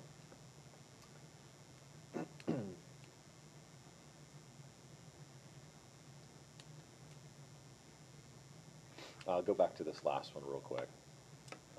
So strategy 4.3, Mr. Skier, about capital improvements, kind of tying all those with the economic development outcomes. And we'll hear from, on our new business item, from a group called Biesta, who I'll introduce you to. But part of what we need to look at, I believe, as kind of a recommendation to council through the budget process, is ensuring that we're not just spending money to address a one-off problem, and that it's going to leverage into something more advanced from a return on investment standpoint. And so when we can put, if you think about a heat map, put all these projects on the map, and wherever there's the hardest, the darkest concentration, that's where we focus our efforts. So we'll be talking kind of more about that later. Implementation plan, you'll notice that nothing on here says we'll open a large entertainment destination district within 3 years. Doesn't mean we can't, but it's just reality of like what we need to do to move things forward. I put this on here for Mr. Witt because we've talked about risk before, and what do we do when it comes to economic development agreements or funding strategies. What happens if a bond election fails? Well, we'll still proceed with kind of our bridge capacity, what we talked about with ensuring we set the stage and we have things ready and entitled, ready to go. If we were to incentivize a project and an anchor tenant that we were hoping were there, let's say it's a Gloria's or some more unique restaurant than that, and 5 years in, they pull out. Well, we had a 7-year deal. Then there will be clawbacks, and there'll be things that we would come back to them on. So just know we'll look at this from a risk perspective as well. Performance measures. How often are we going to be looking at this? Well, anytime we have a public-private partnership or an economic development agreement, these are kind of the traditional metrics that we'll use. You'll see these on an annual report. I don't know that we've done one in a while with the current agreements that we have in place, but we'll want to show what's the productivity of each deal. Has it increased our revenues? If you look at City of Louisville, we called it a growth study when I was there, and every economic development deal created new value. And so what was that value? All the agreements in place at that point in time would generate X dollars, and it's all performance-based, so it's all new money. It wasn't money that the city was giving up. So showing that, I think, is important, making sure that the public sees that as well. Okay. That was a key piece. It would get this on the website so that we can make sure that residents have insight and can see what we're doing to move the city forward. Yes, sir. Okay. Key piece. These are just kind of to piggyback on what I was just saying. In January, February is typically when you'll see an annual economic development report come out. We have to have them due to the state for our corporation anyway by April 1st. So it's kind of the same timeline. We put together an annual report. These are things that most cities will include as part of their economic development process. We'll have an annual compliance form on the back of an agreement, and it requires the developer to tell us how many jobs they've had this year and keep us informed to ensure that they stay current on their agreement standards. Okay, so kind of the path forward. What I'm saying is the 3 disciplines. We don't subsidize projects unless they improve the tax productivity or place quality. Do not acquire land without a clear exit strategy, so we would make sure those deals are in place beforehand. And don't ever assume best-case scenario in our budgeting with these projects. I will be ultra-conservative. You'll probably have to peel some of it off of us when staff is presenting you, because we'll be ultra-conservative in what revenues come in. And again, it's all proportionate, performance-based, so we will never be in the hole on a project. There's always a positive return on investment. Typically, we try to go from a 7-year. We want to capture back any, from an ROI perspective, if we were doing a landscape improvement, 7 years is pretty much the max before you want a return on your investment. When I read this, those three disciplines, they're the most telling about this whole report too. You have to follow those guidelines. Yep. Okay. Yeah, you're right. Of course, to a degree, a lot of this we're already doing, but this is Yeah. definitely the way that we have to go forward. So what happens, this is what I dream about. Like, we're gonna see this, hopefully somebody out in the audience will start the Richland Hills Gazette, and we'll have headlines. Come on now, I'm looking at some people. you volunteer. So the mayor down here is saying, we're seeing real momentum, this is just the beginning. Right. And so, like, these are the headlines, so we kind of start from the end and work backwards. What do you want to see? So this is where we'd like to get, public input, council input, as we put this plan out there, before we ask you to adopt it. But based on kind of what I'm hearing, just in individual conversations and in past council meetings so far, I feel like this mirrors with at least what I'm hearing from council. Absolutely, yeah. So 90 days in and you've already come up with all that. So that's Okay, awesome. yeah, that- 72. 72 days. 72 Okay, days. there you go. All right. 72, okay. That's what you're counting. He's ahead of schedule. It's pretty I progressive. like this. This is good. Very Okay. progressive. So anyway. This is better than a lot of years. And we didn't have to pay an outside agency to do this either. Right. So, So, what next steps? We got to take this is a work session. We're going to have to put some of this into some action items Yeah. to be voted. So, So we'll put together, this is more of just this was actually a narrative that I had put together, and I put it into it's called Gamma. So this Yeah. is an AI tool that just helped visualize it a little better. And so we'll actually have a more boring report that we'll attach into the agenda packet, that's something that you can see. We'll have this as well. This would be more of the website facing piece. so how quickly can we get this to the website so people can look at it, so we can promote it to? This week. Okay, Yeah. perfect. Yeah. Perfect. and we'll send all the questions to you that we get. So, Sure. All right. Yeah. Good. All right. Y'all have some comments? Wow. I'm This is awesome. long time coming. There you go. I'm happy with where this is going.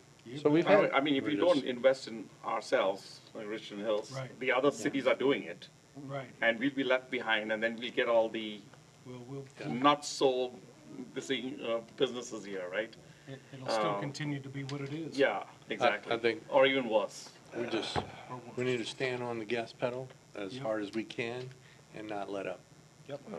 We can't, no coasting. That's right. absolutely.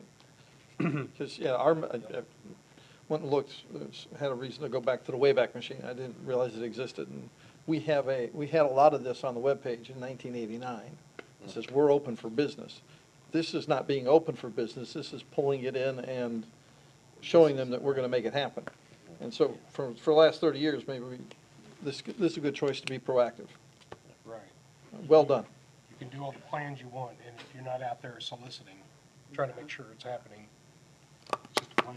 Well, and I like your disciplines at the end too, Jason, just the one, I'll paraphrase it, you're not gonna make, over-exaggerated, promises. And I don't like it when I've heard Right. people do that. It's pretty easy to wanna do that, oh, this is gonna give us, $500,000 a year. Well, no, it's not, but people wanna hear that, cause it sounds good, so I like your commitment to that, saying, no, we're gonna be as conservative and as factual as possible, because often, as you said, things don't work out the best way. you know, they say they're gonna bring in 100 grand a year or whatever. Well, things happen. Maybe they only bring in 50 grand that year or something. So, yeah, I like what you're doing. Thank you. Y'all have anything else? You have our full support. Yep, Yeah. you do, Thank you. absolutely. Okay, all right, let's move on to item D, discuss water, wastewater, drainage, impact, and other general fees associated with the city of Richland Hills. And Jason, you're gonna present on this? Another hour, so get ready. Oh, wow. Let me stretch. Yeah, this one's a little quicker because, you know, we talked to you, I think my first meeting, we talked about water rates. You know, we had a study done by Wildan in 2024, and it suggested that we have a series of rate adjustments to look at pass-through rates, to look at what the cost of service is to run a water department, utility department, and to manage all the projects that we have in the pipeline. And so a couple questions came out of that meeting where we decided, I think the council did approve actually an ordinance before I started. I think it was in January or maybe that first meeting in February. And, you know, we noticed that there were a couple errors in that ordinance so we have not implemented any rate increases or anything. So it's still what it was last year until we can correct the ordinance.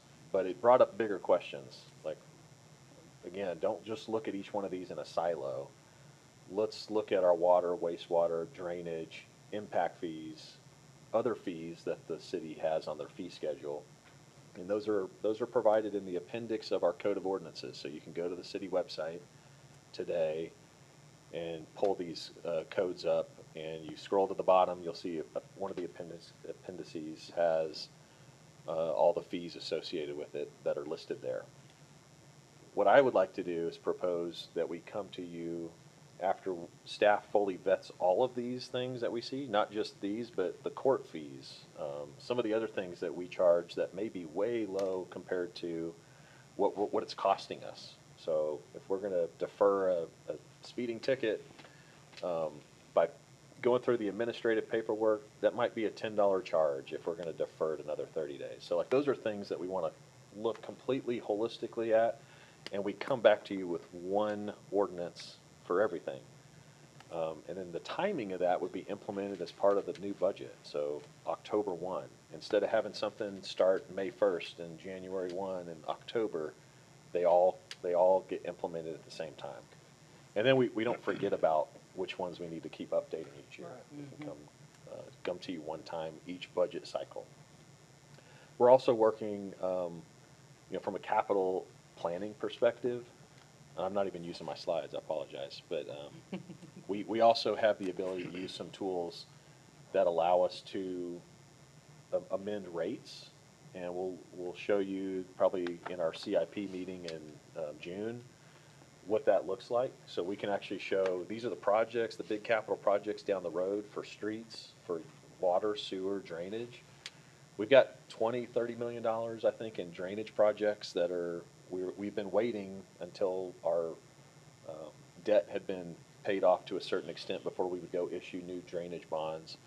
But those projects are, you know, they're costing $20–30 million today. Every year you wait, it goes up in price. So we can throttle fees using this tool, and it shows you what the long-term cash outlay and your cash position compared to annual expenses, revenues looks like. And so I think that'll be a very helpful tool to look at all this in one fell swoop. So from a fee perspective, I already kind of mentioned this. We update these just randomly. They're not looked at holistically. So we want to make sure it's all in one place. It can be easily found. From a transparency standpoint, we want to look at the transparency star that the comptroller has for the state of Texas, that a lot of cities utilize to make it very clear to residents and businesses of what our fees and financial obligations are. Again, be able to see the big picture at once. So through June, I want to put all this into like one inventory. And then through July, I want to review it with you as part of the CIP process.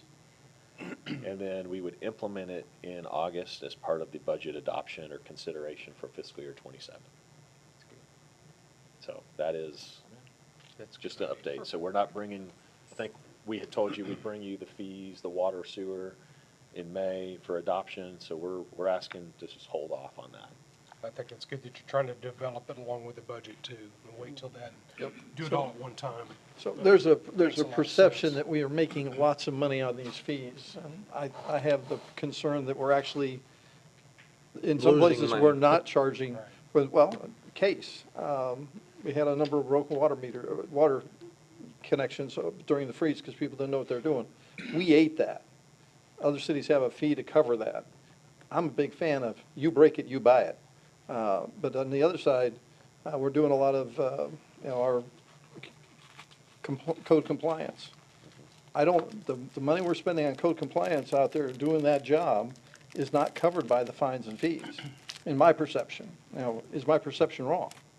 Yeah, I mean, I think that's what we're looking at, yeah. Okay. That's what we will be looking at. Cost of service for everything. Right. And that's what the water and wastewater rate study was looking at, was what's the cost of service of providing 35% of our own water and 65% of Fort Worth. Those are, like, we have to buy chemicals for our 35%. We're paying Fort Worth every time they increase their rates. So understanding really what that is for not just water and sewer, but drainage.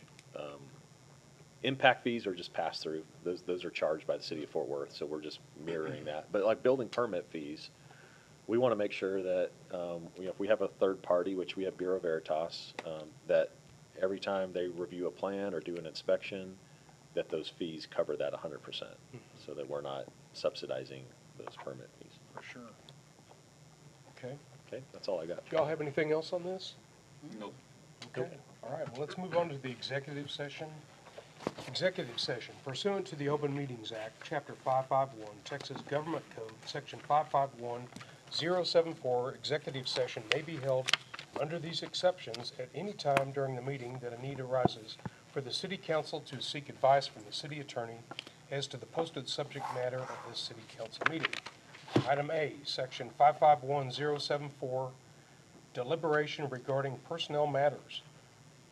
Deliberation regarding the appointment, employment, and duties of the city secretary position, including possible appointment of a city secretary, and discussion of interviews with individual candidates, if applicable. Next item is deliberation regarding the employment, evaluation, and duties of the city manager, including organizational structure, staffing alignment, and administrative responsibilities. We need to have someone make a motion. I'll second it. Okay, all right. All in favor? Aye. Any opposed? Motion carries. Lisa, I hope you got who those were. Roland made the motion and Skier seconded. Last one.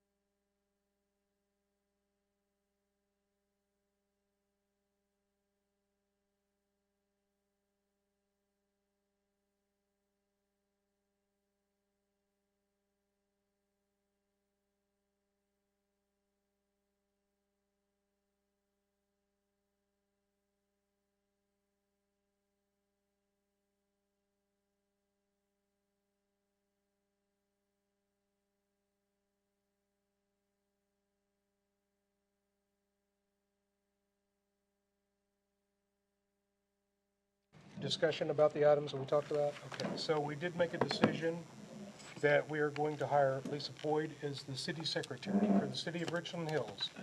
Let's give her a big round of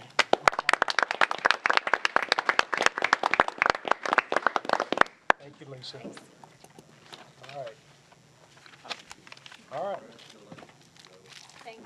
Bang the gavel one more time.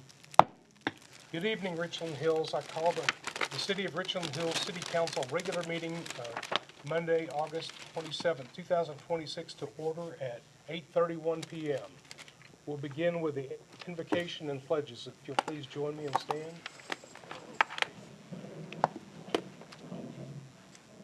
Bow your heads. Lord, we come before you with gratitude for our community and the people we serve. We ask for your guidance as we look toward a positive future, one built on unity, responsibility, and care for our neighbors. We lift you up for our first responders and city staff. Please protect them, strengthen them, and thank you for their service and dedication each day. Grant this city council wisdom and clarity as we make important decisions in the coming months, especially in May. Help us act with integrity, listen with open hearts, and always choose what is best for our city. May our work bring strength, stability, and opportunity for all. Amen. Amen. Join us in the pledges. I pledge allegiance to the flag of the United States of America and to the republic for which it stands, one nation, under God, indivisible, with liberty and justice for all. Honor the Texas flag. I pledge allegiance to thee, Texas, one state, under God, one and indivisible.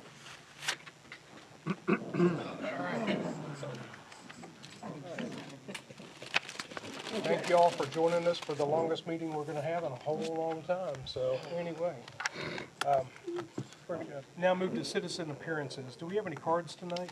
We do. So is anybody other than Cindy wanting to speak tonight? If you do, you need to come up and fill out a card, please. I guess not. All right. Very good. Citizens in attendance at the meeting who have signed a card to speak to the city council will also be heard at this time. In compliance with the Texas Open Meetings Act, unless the subject matter of the presentation is on the agenda, the city council and city staff members are prevented from discussion of the subject and may respond only with statements of factual information or existing city policy. Citizens will have 3 minutes to address city council. Public comment will not be taken on items that the city council has previously considered in a public hearing. And we have Cindy Gillard, if you'll come forward, please, and if you'd like to come address the council and tell us your address, please. My name is Cindy Gillard, and it's a Sakchi. Okay. This is kind of hard for me. April 1st, my wife went into the hospital, and she never got to come home. She passed away on April 6th. She had a lot of mental health issues, not just with the epilepsy, but with cancer, and she lost her battle to the cancer. But the thing is that I never ever thought I would see such great guys back there. Corey, Izzy, you know, they all know where we live. And with that, you know, it takes a lot of compassion and dedication to be able to do something like what they do. It's going to be a long road for me to hoe, you know, by myself, where I just don't. I'm pretty much of a private person, but when it comes to someone that I love and care about, and there's been people stepping up to the home plate to help me care for her, it's greatly appreciated. So I'm asking you guys, if you don't mind, to be patient with me, because I'm navigating waters I've never been in before. You know, I've never sailed them, and I'm asking you to be patient gentle and kind and understanding, because there's going to be times when you're going to see me out in public and someone says something judgmental, I'm probably going to fly off the handle verbally. But I think Corey and Izzy and all the guys with the fire department, they need to be recognized, because I couldn't have done this without them. And I'm going to be in this town pretty much by myself, no family. So just be patient with me. Thank you, Cindy. Thank you, Cindy. We're here for you. Yeah, you are definitely not alone. All right, next we have, all items listed below are considered to be routine by the city council and will be enacted with one motion. There will be no separate discussion of the items unless a council member or citizen so requests, in which event the item will be removed from the council agenda or consent agenda and considered in its normal sequence. Approval of the consent agenda authorizes the city manager to implement each item in accordance with staff recommendations. Council, do you have any discussion on any of the items on the consent agenda? Okay. No. Mayor, can I jump in Yes, real sir. quick? So item C, we're asking you to pull and table that item so we can update the resolution. Okay. We got some clarification for the grant language and things that we need to update, so we're just gonna ask that you please Okay. table that. Okay, You want a motion? yes, if you'll make the motion to remove. Mayor, I move that we accept the consent agenda, striking item C, resolution 64626. We'll table that till next meeting. All right, Second. all right. All in favor? Aye. Any opposed? Motion carries. All right, we're now going to move to item 4, public hearings. Item A is consider ordinance 1542-26, adopting the 2026 standards of care for youth programs provided by the Link Event and Recreation Center. This will be a public hearing. I'll ask staff to come forward and present this items.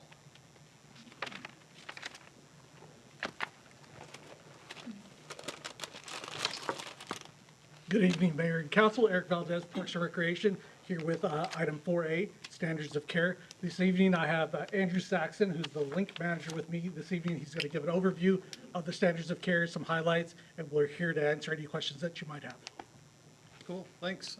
Mayor and council, every year we come to you guys looking for approval of our standards of care. It applies to all the child care programs that we offer. So it's after school program, it's summer camp, spring break camp, Thanksgiving break. Anytime that we offer a full day camp or after school program, this is what those guidelines do for us. We serve children ages 5 to 12, and by you approving the standards of care, that would allow us to maintain our exemption status. Just a quick overview. We have one slide here that talks about our staffing ratios, staff qualifications, health and safety standards, parent communication, and you guys can look over that slide a little bit, but it just basically outlines some of the things that we have to do in order to maintain our standards of care and exemption. There's no changes to the policy. Last year would have been the same exact document that you approved. Last year, we've made no changes up to this point. Considerations, I just touched on it briefly. We're not asking for any money, so that's always exciting. We're just looking for a yes and a blessing to move forward with our standards of care that we used last year and just implementing the same ones again. And there's the motion to approve the ordinance. All right, very good. Do y'all have any questions at this time? Okay. On this one, I have some questions. Okay. Yes. And I don't have that, the ordinance in front of me, but there's an item, 2C, if you go back to, so I've just written it down. And, so it says, I have an ordinance with me in front of me. You want to look at this, Roland? Yeah, let me I've got just the book. look at that 2C. It says a high school, Right. but there's no age in that. So it could be like, you could have a 16-year-old also managing something. So we should put some sort of age as the minimum age that, not a high school graduate or, Okay. That's what is written on, Go on, to the tab, on tab for public hearings. 11C, Public public hearing, right there. Okay, so that is one, which, so so 2C is,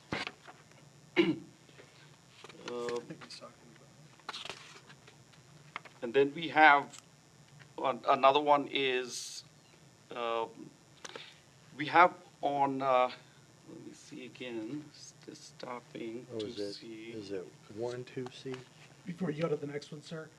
What's that? Before you go to the next one, Yeah. you wanting us to outline a minimum age requirement of like 16 years? Is that? Like a minimum age, because you don't want, I guess you don't want a 16-year-old, because it says there that you want, you know, a school graduate or 1 year of experience.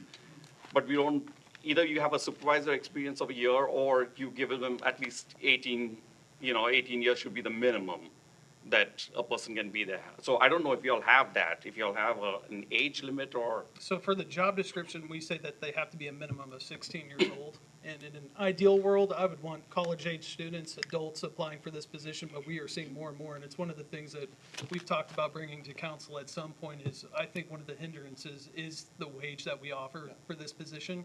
The starting pay is $10.31 an hour. And so finding people that want to take that position, being in college, 18, 19, 20 years old, they're not looking for that. So 16 years is So I do- your It's 16 and above. And so 16 and above. It So gives that's, us some flexibility. It's similar to a lifeguard, although this is pretty much hands-on. The other thing that we do in-house is we make sure that Andrew and his staff are more plugged in. So depending on how he staffs his camp this year, if we can find high school students, we'll definitely shade in that direction Okay. for a 16-year-old, for sure. But it kind of depends on who takes these jobs. Next year, I've already told Andrew, we've got to look at our budget to increase that wage so that we are a little bit more competitive when we're looking for people to assume these positions and go from there. okay. I will tell you, Roland, I'm not Yeah. interviewing anybody that's like below 16 years old. So they come in, they have to be in high school, they have to be a sophomore. Okay. And so I'm Yeah, I hoping to guess get. technically you could have somebody in high school that's 12 because they're Sure. geniuses or something. Absolutely. So here's one more is again on 2C. It's the ages covered. We have age 3 and 4 covered by the job description, but not ratios. And here, so the ratio. So what about the 3 and 4, which we have, from age 3 and 4? Yep. That is missing, and the ratio is supposed to be what? Sure. 7:1. So the way I remember it, Jason Brown, who was in this position before us, said if we ever opened ourselves up to wanting to host kids that were 3 and 4 years old, this would give us that ability to at least expand into that department. Right. We haven't taken any kids that are 3 years old in our program. We have dabbled in the waters in the after-school program because of the new pre-K agreement with the school district where they can go to full-day pre-K. We have looked at having 4-year-olds in our program. We've done that on a case-by-case basis, and at this point, we don't have anybody that's a 4-year-old in our program. So we are strictly 5 and above. But you have your, where it says from 3 to 12, right? So we want to make sure that then the 3 and 4, we got to put them in some sort of gap, Sure. a ratio gap. So I'm not sure, legally whether we need to do that or not. But we probably need to put, if you're, then we should say Either- 5 to either 12. change that to Yeah, 5 to 12. and keep it 5 to 12, or, so that's another change I was looking at. There was on 3D, there was something about what happens when so medications is what parents consent and stuff like that, but what happens when there is an allergy, when they get bitten by a wasp or a hornet, or they're outside here, do we have So the only thing that we EpiPen? carry is an EpiPen that is provided by the parent. So we don't have anything that's handled by the staff like that we have in a first aid kit. So we do not have that. If something were like that to happen, we would be calling 911 if the parent hasn't already provided the EpiPen because they have a known allergy. So we ask Okay. parents, say, do you have any known allergies on our camp registration form? And hopefully that's kind of put in there when they register. But if not, if we have this case where they don't know they're allergic to a bee or a wasp, we'd be calling. Yeah, the general fire first aid, department. they'll be certified to administer Sure. just general first aid. Then we'll make a determination, most likely, they're right down the block here, we'll call them over. And one more is this one is 5E, and it's that booster seat. So on this booster seat where it says state law states it's age of 8 and under 4 feet 9 inches tall. It says and. So why are we? So we are on our other points we are contradicting that part where it says it should be this and that. So and the other points is it's got like an or, like you can be 8, but you can be under 4.9, or I'm not too sure if legally that's And. needs to be corrected So or. and or, is what you're saying? Yeah, Yeah, I get that. right. So that's the, and 7E, I think there's a typo there. We need to change that to,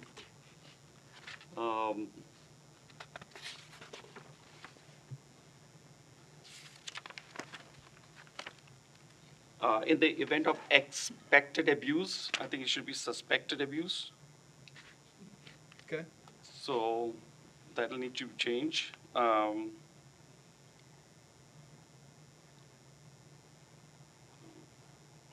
And do we have a policy for photographing children and social So our media? childcare registration form and our account form for the link, you're basically signing off on that in our policies that we have the right to take a picture. We're, Okay, so it's inclusive on that. yeah, yes, sir. Okay. That's it?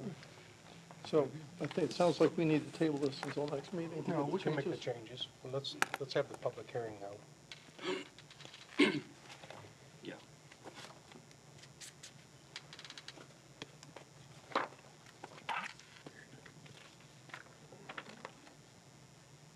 All right. So at this time, I'll open up the public hearing. But, I'm sorry, did anybody else have anything? No, okay. All right, open up the public hearing at 8:49. Do we have anybody signed up to speak for this item, Mrs. Boyd? No, okay. All right. Anybody wishing to speak? All right. Close the public hearing. 8:49. All right. If y'all don't have any further discussion, I've got a question. Did you guys capture? I got the Change. 3 changes about moving from 3 to 12 to 5 to 12. Doing the and or for Booster seat, the booster seat. And then I have the last one, sorry. Suspect, expected and Expected to suspected. suspected, yes, sir. okay. Yeah, Okay. that should take care of it. All right, very good. All right, so I'll ask for a motion All for right, these Mayor. items. Mayor, I'll move that we consider adopting motion 15 to 4226 with the 3 changes proposed by Member Govies to the standards of care for youth programs provided at the Link Event and Recreation Center. Second. All right. Do we need to say anything about specific items? Just with the changes discussed. I Okay, think very we good. got it. All right. Yep. All in favor? Aye. Any opposed? Motion carries. Y'all did a good job on the presentation. Thank you. Thank you. Thank you. All right, item B is a continuation from our April 13th, 2026 meeting on ordinance 1540-26. However, the applicant has requested to withdraw their application, so no further action is needed at this time. All right, moving on to number 5, new business. First item is a resolution of the City Council of the City of Richland Hills approved task order number 005 with Half Associates Incorporated for professional engineering services related to the Cecil Drive Street Reconstruction Project in an amount not to exceed $86,600, authorizing the city manager to execute the agreement, finding that the meeting at which This resolution is passed, is open to the public as required by law and declaring an effective date. Street bond funds. Jason and David, if you'd like to talk about this. Mayor, I'll ask David and Connor to come forward with Half Associates. I do want to make a clarifying item to you, to bring your attention really quick, is when we asked our Chief Rhodes and his team to go look at this particular street as far as the design, this dead ends into Rosebud Park. There's a drainage channel at the end. It's too long of a distance without having a hammerhead or a cul-de-sac to be able to turn a fire truck around. So they have to basically back up the entire distance. So we had talked to David about incorporating a hammerhead. They're going to have to do some drainage work because that drainage channel, the flume that goes from the street into the channel, is going to require floods, like minimal flood study. That's what the cost is. So as we go, before anyone makes a motion, that $86,600, we would add $22,000 to that for the flood study. So 108,000. Yes, sir. Okay. But as far as the project design specifics and timeline, I'll turn it over to David. Yes, so we are looking to design the full reconstruction of Cecil Road up there from Rosebud all the way down to the end of the block, like Jason mentioned. To include the roadway reconstruction, to include water and sewer. There is a storm drain in that roadway. However, we're not proposing to replace that storm drain. It's a line that was actually intercepted with a previous project, the Matthews Interceptor. And so that drainage line was going to maintain in place. It will still carry water, but it's a minimal amount of water, much less than that storm drain has capacity for. So we're going to leave that storm drain line that Kelly had it CCTV to make sure that it was in good shape before we move forward with our proposal preparation, and identified that it was in good condition. So we're going to leave that storm drain in place. And David, remind us when we approve, if council approves this, the timeline for going out for bids. So you recall off the top of your head, Connor? I believe we had design completion in early July. Okay. I want to say. Okay. With bidding in August and construction commencing in September, I think. And then, yeah, we'll have to coordinate, as always, with Atmos. We have to get a certain point in our plan design before they will have anything to look at and know what they need to relocate. We've already started the early coordination with them so that they're aware of the project. But they will have to we'll have to have them have our 60% drawings. That's typically the stage at which we provide drawings to Atmos and any utility company for their relocation. That's going to set the timeline for how long they need to relocate. So that timeline is not known at this time, but yeah, like Connor said, we will have the drawings ready there for bidding in August timeframe. I can speak to the Atmos. So their subs are currently out there doing the replacement. For the main? Yes, for the gas main. Yes, sir. Great. Wow. I Fantastic. was thinking that they Way to were go, working Kelly. in that area. Had nothing to do with it. Take it, man, take it. Take it, yes, sir. Okay. So I have a question for you, sir. Cecil Road, isn't that where, when we started looking at the redeveloping Rosebud Park, that was the road we were going to build up the parking lot at the end of Cecil, to have all those parking spaces? I'm not familiar with that. I mean, I know there was some discussion about Rosebud on, going around the corner No. right adjacent to the park that would have some pending parking there. Teresa, Cecil's the one where that house was almost Yeah, substandard at the end of substandard, it. It's not, it doesn't go by the park, it ends on the north end of the park. Right, but I was thinking that I saw on one of the plans that that was going to be a parking area at that area. And I couldn't figure it out because I kept seeing the creek. Yeah, I know, the Yeah. parking area is a You'd have to long bridge that. rosebud down the side of it. Okay, I think you're talking, the parking lot was looked at the south side of that drainage channel, where Cecil dead ends on the north end of that channel. there you go. Okay. Okay. All right. Do y'all have any other questions on this? No. Okay, all right, very good. All right. We'll entertain a motion on this. All right, Mayor, I move that we approve Resolution 4426, approving Half Associates and Company for professional service, engineering service related to the Cecil Drive reconstruction project in an amount to not exceed $108,600. Need a Second. Second. Okay. All right. All in favor? Aye. Aye. Any opposed? Motion carries. All right. good Thank deal. you. Yeah, thank you. Thank you. Thank you, guys. Next item is item B, a resolution of the City Council of the City of Richland Hills, Texas, supporting federal community project funding for the Booth Callaway Road Reconstruction Project and Utility Replacement Project, and finding that the meeting at which this resolution is passed is open to the public as required by law. Jason, if you can share with us on that. Yes, sir. So Mayor, Congresswoman Van Dyne and Congressman Goldman had opened up calls for projects through the community project funding application process. That is for the federal appropriations and the budget bills that Congress is able to put out there. And what happens with those type of funds is they get funneled in through the North Central Texas Council of Governments and into the Transportation Improvement Program, which is how a lot of our local projects are funded. So with that call, we proposed Booth Callaway as one of the most significant. It checks a lot of boxes because you have Hearst, the city of Hearst on the west side, Richland Hills, and it actually splits right down the middle with Van Dyne's district on the west side of the street and Goldman's on the east. So we did pursue, we requested a grant in the amount of $6 million. Now, that may or may not happen, so we needed to provide a resolution of support from the council.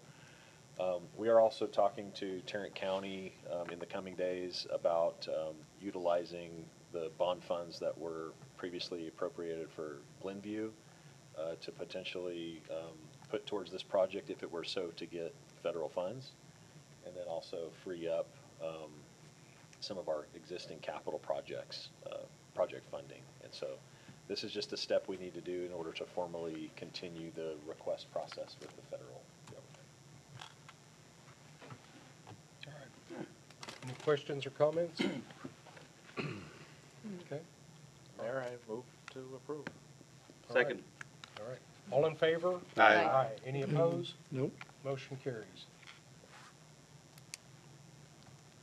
All right, next item is C, a resolution of the City Council of the City of Richland Hills, Texas, approving an agreement with Viesta LLC for professional services related to program management and development of the city's capital improvement program in an amount not to exceed $90,000, authorizing the city manager to execute the agreement, finding that the meeting at which this resolution is passed is open to the public as required by law, and declaring an effective date. Jason, if you can share with us for that. Yes, sir. And I apologize to council members that I haven't talked to about this particular program, but I think I've talked to at least to several of you about the need for this holistic heat map. So we talk about capital projects, economic development, ensuring that everything is covered under one umbrella and we don't miss anything. That's what a program manager will do. And Viesta had a great opportunity to work with them in Mansfield on a $2.5 billion stable entertainment district in which they managed over $250 million of public infrastructure as part of that process. So their experience, I'll let Michael Comparato come up and give you an introduction. So this would help us using existing CIP funds to fund this assistance to put something in place, not only from program management but also the funding, the cash flow for all these projects. So when I talked earlier about looking at drainage rates, utility rates, this is what his team does. They do it really well, and they're all over. They've got several major projects across the country.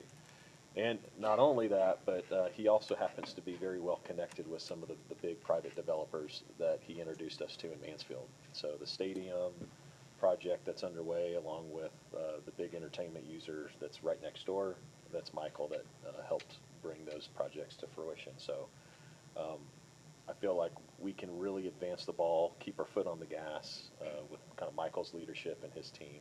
So that's what this item is. And Michael, if you want to say a few words about kind of your experiences and what you bring to the table. Thank you, Jason, Mayor, Council, good evening. I have nothing else to add. No, to Jason's point, and I think he touched on this earlier, along with Kelly, also with the technology he talked about. First of all, a little bit about our company. Viesta, as Jason said, we're a national company headquartered out of Bonita Springs, spent a lot of time here in Texas, which we're privileged to do. We do a lot of public-private partnership work around the country. We manage for our clients and assist in executing both infrastructure and economic development projects that do get married together because they need to be married together. With me tonight, Daniel Garza, who is one of our senior professionals that's local here to the Metroplex. I'm not sure who can get here faster, him driving from Rockwall or me flying from Florida. I think flying from Florida is quicker than it is for You're him. probably right. You know our time. Hour of the day. Daniel's sitting in the back there. But to Jason's point, I think one of the things that we've learned is both things that we wouldn't want to repeat, hopefully lessons learned that we can bring to avoid a few scars on the back over the many decades of doing this, as well as conveying some things that have worked very well. And what we do as an execution company is we integrate as an extension of your professional staff under your city manager. It provides additional bench strength, but it provides insight and some tools that we've used and employed elsewhere that could be of assistance here in executing an ambitious plan in a community that obviously has great aspirations and that we would love to be a part of. We always find ways to help creatively spend capital more as an investment than a sunk cost. Making sure, to the point Jason made earlier, that there's always a return on investment. And public sector partners can make a profit. Public sector partners should expect public cash flow and return on investment. The taxpayers certainly deserve that. And Texas, unlike a lot of other states, fortunately has a lot of tools in the toolbox that the state legislature provides to municipal jurisdictions like we have here. And to be able to be deployed in initiatives like this and overseeing all of these CIP projects. The other thing, as we were talking to staff about earlier, is a lot of the private sector partners that we have access to, whether those be entertainment, food and beverage, retail, or sports and recreation oriented, are now making substantial private investments into public-private partnerships. So not only can we leverage professional expertise into a lot of the vision, but we can leverage capital infusion as well in those public-private partnerships that further extends the ability to bring new assets into Richland Hills without the taxpayers necessarily needing to fund those through property taxes and other things. So that's what we do.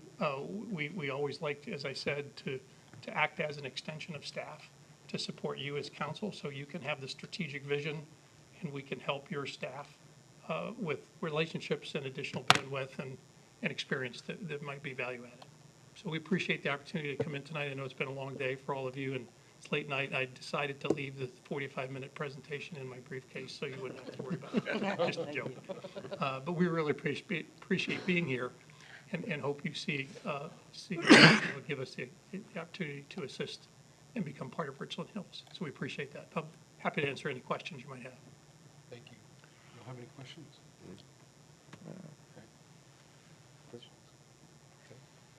Well, thank you, Michael. Appreciate you coming up. Appreciate you. You know, we want to give you the tools to be able to do your job. So if we don't have any further discussion, entertain a motion. Okay, Mayor, I'll move go ahead. No, You go have a ahead. question? Roll. One question is on this contract, is it, I see two dates there, September 2027 and then there's 2026. So which one is? So the way that was written was the funding that you're approving goes through 26. Okay. And then we would have to come back to you for an extension of the agreement. That would go, because in their model, they have a year contract. But we just, because of the limited funding we had and going through the budget process, that would come back to you. Okay. In September. Yeah, but we'll work through that with the budget. Right. And they're good about figuring out how to pay for themselves, so, yeah. Good question. Excellent. Entertain a motion for approval. All right, Mayor, I'll move that we approve Resolution 64526 as presented. Need a second? Second. All right, all in favor? Aye. Any opposed? Motion carries. All right, next item is reports and discussions, item 6. In your packets that you received, those reports are in there. Do you have any questions from that? Because we're not going to do them openly. They're still available to the public. You can still look at everything that they present to us, so. I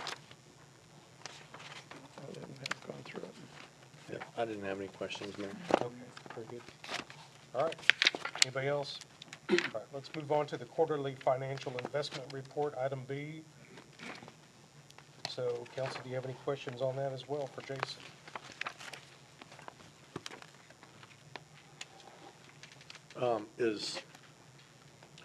Who's the daddy of the investment report right this minute? So Terry Leak, There he is, okay. now I've got a nice bound copy sitting on my desk if you want Okay. me to go grab it, but, No, it's okay. we have been working kind of together with Techstar, the Texpool Investments, making sure that, JP Morgan and all of our access to those reports is current. And so I think it's been a minute since we presented you the quarterly report. It's required quarterly, so Right. you should see that going forward with Terry's help. Okay. Yep. When do you think we'll see that? The report? Yeah, It should be in your packet. okay. Yeah. I'm sorry, Well, I didn't. There is one a- you It's got posted on the emailed. website Mhm. under the agenda packet. Okay, So if you go back to the agenda, but I'll get it. I'll to go you. look for it. Yeah. All right. All right. Well, that brings us to community interest items. GW, do you have those tonight? I have those. Okay. Community interest items for April 2026, or actually April 20, I guess that's the end of the month. Summer camp at the Link. The Link is hosting summer camp for children ages 5 to 12 with full days of fun and structured activities, including crafts, group games, outdoor play, gym time, and a weekly scheduled field trip. Camp runs from 7:30 a.m. to 6 p.m. Families should send a sack lunch each day. The cost is $150 per camp week. When you register, $20 of that $150 is due immediately to hold your child's spot. This $20 is a non-refundable security deposit and is applied toward the weekly camp fee. The remaining balance for each camp week is automatically drafted 7 days before the first day of the camp week.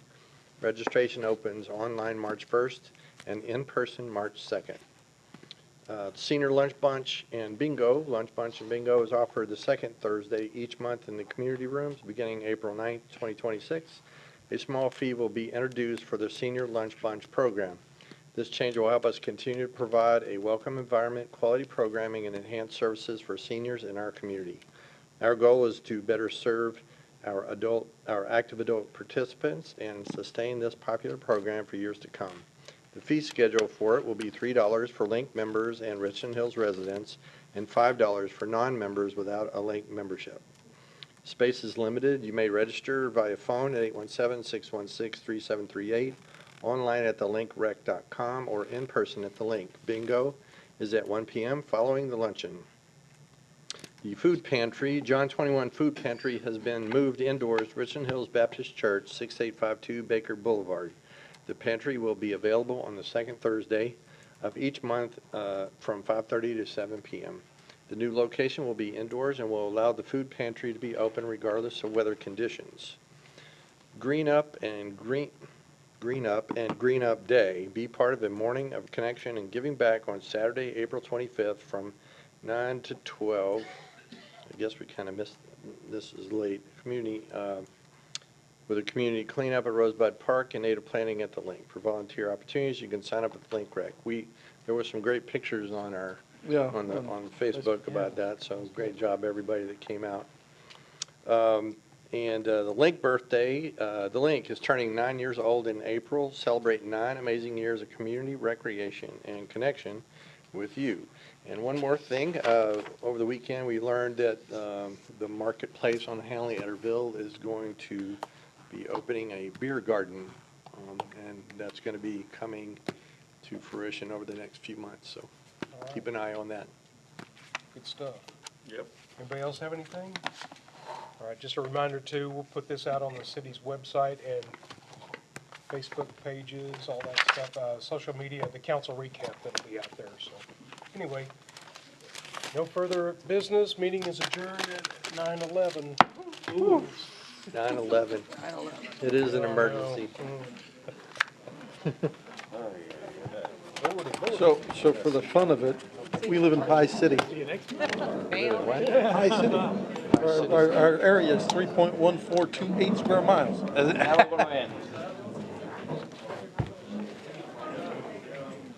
I don't know how many times I've read that, Like said that. 1428, because it Yes. should be 141528. Now, in that case, we're slightly off. Yeah, close enough. right. Good try. All right, I'm gonna go give you some leftovers. Because you know, I'm always thinking about food. Oh my God, yeah. You are. Jeez. Where'd Jason go? Oh, he had a split. Should we just leave these here? Yeah, I'll collect them. My pet is zero. No, I'm stealing my pen. Take my cookie. Should have coached Doug